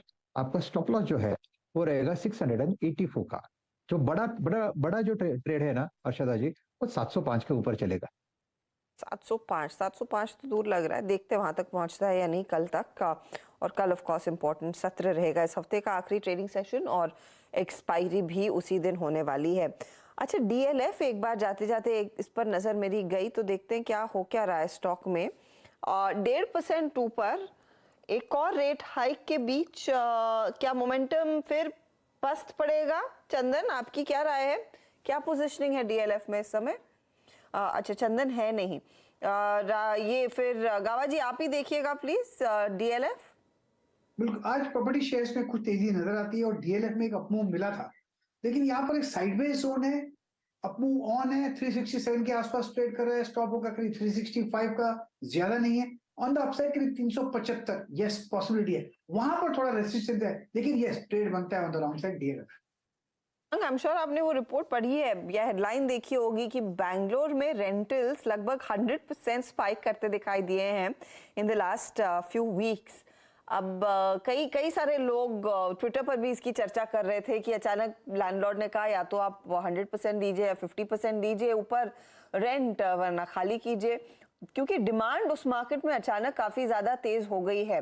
तो ये कोई रियल्टी कंपनी जो बैंगलोर बेस्ड है, आपकी ब्रिगेड हो, शोभा हो, वहां पर आपको ऐसी कुछ अपॉर्चुनिटी दिख रही है क्या? मुझे लग रहा है अर्षदा, दोनों ही कंपनियां, शोभा और ब्रिगेड एंटरप्राइज, ये दोनों ही हमें पसंद आती हैं। एज डिस्क्लोजर हमारी खरीदारी की सूची में है ये बुनियादी दर के आधार पर। और बाकी दूसरी कंपनियां भी, बॉम्बे स्थापित, मुंबई स्थापित जो है गोदरेज प्रॉपर्टीज है, ओबराय रियलिटी है, ये भी काफी अच्छी आती है। और जो मैं एक रिपोर्ट पढ़ रहा था अर्षदा, तो हाई एंड प्रीमियम सेगमेंट में जो बिक्री हुई है घरों की, वो भी एक रिकॉर्ड स्तर पर है। और इसके बावजूद के ब्याज दरें ऊपर जा रही है, कल शायद और 25 बेसिस पॉइंट की बढ़ोतरी होगी। इस तरीके की आंकड़े आना, वो भी हाई एंड सेगमेंट के लिए, ये अपने आप में ही काबिल तारीफ। DLF आपकी स्क्रीन पे। और हर्षदा, ये आईटी का जो माहौल है उस बीच में बेंगलोर में रेंटल्स का इतना बढ़ना कारण क्या समझती हैं? नहीं वीरू, एक्चुअली कई सारे इंजीनियर्स जो बाहर काम कर रहे थे वो वापस बैंगलोर लौटते हुए दिखाई दे रहे हैं। और ये सिर्फ टेक्नोलॉजी नहीं है, तो देखिए कई सारे एरियाज में वहां पर काम होता है, तो कई सारे ऑफिसेस में वो आ गया। एटलीस्ट आपको 3 दिन ऑफिस से काम करना पड़ेगा, जो हाइब्रिड मॉडल आजकल लोग अपना रहे हैं। उसके बाद हमने देखा है डिमांड अच्छी खासी बढ़ती हुई दिखाई दी है। बेंगलोर का रियल एस्टेट मार्केट, खैर अभी दिल्ली में ऐसी स्थिति नहीं है, पर हाँ एक बात तो है हर्षदा, दिल्ली में भी बीते 1 साल में यानी 22 बिगिनिंग से लेकर आई मीन CY 23 के इस मार्च के महीने तक रेंटल्स में भी और प्राइसेस में भी दोनों में एक सब्सटेंशियल अगर आप देखें इजाफा है। खैर अगर आप स्टॉक्स को देखें तो उसमें कोई इंपैक्ट नहीं है। DLF को देखिए 361 वही ट्रेजेक्ट्री, वही लोवेस्ट ट्रेजेक्ट्री, और आई थिंक अभी भी ये अक्टूबर 2021 की लोवेस्ट ट्रेजेक्ट्री मार्केट ट्रेड कर रहा है। और जहाँ तक गोदरेज प्रॉपर्टीज़ का सवाल है, ये स्टॉक तो इतना मतलब दिक्कत में रहा कि पूछिए मत। और गोदरेज प्रॉपर्टीज़ 1045 अभी भी, याद रखिएगा, अभी भी ये प्राइस जो है वो 11 नवंबर 2022 का प्राइस है। मतलब आप सोच लीजिए, ये एक 11 नवंबर को एक ब्रेकआउट पॉइंट था इस स्टॉक के लिए। 1045 से ये स्टॉक पोस्ट कोविड अक्टूबर तक, नवंबर 2021 तक 2600 रुपये का हो गया था। तो कितना बड़ा, अगर आप देखें तो यहाँ पे लिक्विडेशन हायर लेवल से हुआ है कि पूछिए मत। तो अच्छा, मेरे स्क्रीन पे जाते जाते एक स्टॉक और है जो कि अच्छा करता हुआ, let's bring HAL and that's trading at 2711 और इसकी 2711 लिखे हैं HAL। अच्छा, इसके कुछ ऑप्शंस जो थे मेरे स्क्रीन पे वो डे हाई पर आ गए थे, अभी करीब करीब 2724 पे एक अच्छा स्विंग डे लो से 2671 के अगेंस्ट इस वक्त डे हाई पे ट्रेड करता हुआ 2724 पे। क्लोज बेहद शानदार है, निफ्टी का क्लोज बेहद शानदार है और जैसे कि मैंने कहा था कि इफ वी विल क्रॉस 471,503, वो दो लास्ट रिव्यू एवरेजेस थे 200 डेमा और 50 डेमा, will get A swing towards 555, वो आ चुका है। और उसके बाद याद रखिएगा हम एक सबसे क्लोजेस्ट लेवल पे क्लोज होंगे 100 डेमा के, जो कि प्लेस्ड है 17,607, that is 100 day exponential moving average. और अगर हम उसे कल रिविजिट करते हैं तो it will be a revisit after 21 Feb, 21 फरवरी के बाद हम एक बार फिर से 100 डेमा की ट्रेजेक्ट्री को छूने जाएंगे। बट इस क्लोजिंग को, बेहतरीन क्लोजिंग को, शानदार क्लोजिंग को देखने के लिए वॉल पे चलते हैं हर्षदा के पास। Harshada, over to you. जी हाँ वीरू, 200 पॉइंट ऊपर निफ्टी बैंक ट्रेड करता हुआ तो 4120 के लेवल्स पर एक क्लोज आता हुआ दिखाई देगा और डे हाई के करीब ही आप निफ्टी को भी बंद होता देखेंगे। निफ्टी में भी हमने देखा है 17,567 के लेवल्स के आसपास क्लोज आता हुआ दिखाई दे रहा है। तो मोमेंटम है, करीब 170 अंकों का इजाफा निफ्टी में और निफ्टी बैंक 188 पॉइंट ऊपर। निफ्टी IT देखिए, हम खूब सारे मिड कैप IT कंपनियों की बात कर रहे थे, 350 पॉइंट के इजाफे के साथ वो इंडेक्स जाकर टिकता हुआ दिखाई देगा। ऑटो कंपनियां लेकर आते हैं, ऑटो कंपनियों में थोड़ा सा मिक्स्ड रुझान था, कुछ स्टॉक्स चले नहीं, तो इसीलिए इंडेक्स करीब 0.5% नीचे रहा है आज के दिन। मेटल्स में थोड़ी सी खरीदारी निचले स्तरों से आती हुई दिखाई जरूर दे रही थी, क्या वो पूरे इंडेक्स को हिला पाई है? बहुत माइल्डली, लेकिन FMCG के लिए एक ज्यादा बेहतर दिन साबित होता हुआ दिखाई दिया है। FMCG कंपनियों में हमने देखा HUL ITC सब चले तो 1% से ज्यादा का इजाफा, 650 पॉइंट ऊपर है ये पर्टिकुलर इंडेक्स। कुछ स्टॉक्स जहां पर आज खबरें थी, HDFC बैंक Q4 का अपडेट आया, अच्छा अपडेट है, स्टॉक में तगड़ी तेजी देखने को मिली, 2.5% ऊपर, इसके साथ HDFC भी खूब जमा है आज। बजाज फाइनेंस का भी Q4 का अपडेट वैसे अच्छा था, एसेट्स अंडर मैनेजमेंट में करीब करीब 29% तक की ग्रोथ देखने को मिल रही है, तो स्टॉक आज 5760 के आसपास नियरली 1% के गेन्स दिखाने में कामयाब रहा। इसके अलावा ONGC वाला ट्रेड, ऑयल इंडिया वाला ट्रेड रेडार पर रखिएगा, क्योंकि विंडफॉल टैक्स दरअसल कट किया है सरकार ने। स्टॉक में इतना खासा रुझान तेजी का नहीं बना जितना शायद बाजार उम्मीद कर रहा था। मेरे ख्याल में मंडे के सत्र में ज्यादा भागे थे कच्चे तेल में उबाल के चलते। ऑयल इंडिया में हमने देखा सब्सटैंशियल गेन्स बनते हुए दिखाई दिए हैं।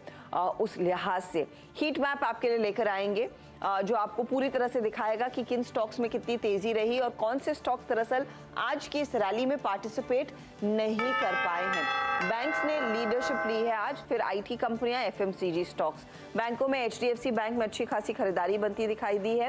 वहीं आप देखेंगे L&T आज का टॉप ट्रेडेड काउंट है, लगभग 4% ऊपर जाकर टिक रहा है। ITC 2.25% ऊपर, ITC के साथ HUL देखिए 1.5% तक का इजाफा वहां पर। यही नहीं, टाटा कंज्यूमर में भी आज हमने देखा खरीदारी के अंश बनते दिखाई दिए हैं। और एक और कंजम्पशन थीम टाइटन जमी है। Asian paint despite the fact कि कच्चा तेल तेजी में है, वहां पर खरीदारी बनती दिखाई दी। दोनों JSW स्टील और टाटा स्टील के काउंटर्स में गेन्स देखने को मिले हैं, लेकिन JSW स्टील ज्यादा स्ट्रॉन्ग रहा है। इन्फोसिस 1% ऊपर, 1.25% की तेजी TCS में। HCL टेक भी खरीदारी के रुख में था आज के दिन, तो ये कुछ स्टॉक्स है जहां पर तेजी देखने को मिली। जो नहीं चला उसमें ऑटो है। आयशा आज थोड़ा सा मुनाफा वसूली की ग्रिप में आए, M&M पर भी दबाव था। इंडसइंड बैंक Q4 अपडेट के बावजूद प्रेशर में, NTPC, अदानी, रिलायंस इंडस्ट्रीज का ज्यादा साथ नहीं मिला है आज, वरना ओवरऑल एक अच्छा सत्र, ट्रेंडिंग सत्र। और सोमवार के गेन्स को हम आगे एक्स्ट्रापोलेट कर पाए हैं 17,560 के लेवल्स पर, 59 के लेवल्स पर आज निफ्टी जाकर टिकता हुआ दिखाई दे रहा है। 160 अंकों की बढ़त यहाँ पर और 196 पॉइंट ऊपर, 41,000 के ऊपर का क्लोज निफ्टी बैंक के लिए एक बेहद मजबूत क्लोज है। चलिए देखते हैं सीधा सौदा में आशीष और नीरज के बीच का मुकाबला। आज किन सौदों पर इनका फोकस था?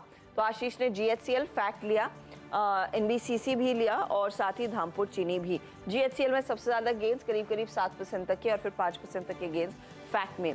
कैरिसल इंडिया 6.5% का इजाफा दिखाने में कामयाब रहा। BDL पर एक इंटरडे शॉर्ट कॉल था तो 2.25% नीचे ये। IEX 2% भागा और ग्रासिम में भी 1.5% तक के गेन्स बनते हुए दिखाई दिए। ये नीरज के आउट परफॉर्मिंग काउंटर्स हैं। लेकिन देखिए कल का इवेंट बड़ा, RBI की क्रेडिट पॉलिसी, साथ ही साथ बाजारों के लिए वीकली एक्सपायरी और कल आखिरी कारोबारी सत्र इस हफ्ते का, तीनों चीजों को मिलाकर वीरू ये वेंसडे बुरा बिल्कुल नहीं है। बुरा बिल्कुल नहीं, और आई थिंक थर्सडे के लिए एक अच्छी कहीं ना कहीं एक प्रिपरेशन हो चुकी है, but let's hope for the best कि कल 2 बजे जो गवर्नर साहब बोले वो अच्छा बोले हर्षदा। और इन्हीं उम्मीदों के साथ चलिए इस कार्यक्रम को यहीं अब विराम देते हैं। कल आपसे सुबह फिर मॉर्निंग कॉल में मुलाकात होगी हर्षदा की, मेरी, आशीष की और नीरज जी की। तब तक के लिए नमस्कार। नमस्कार।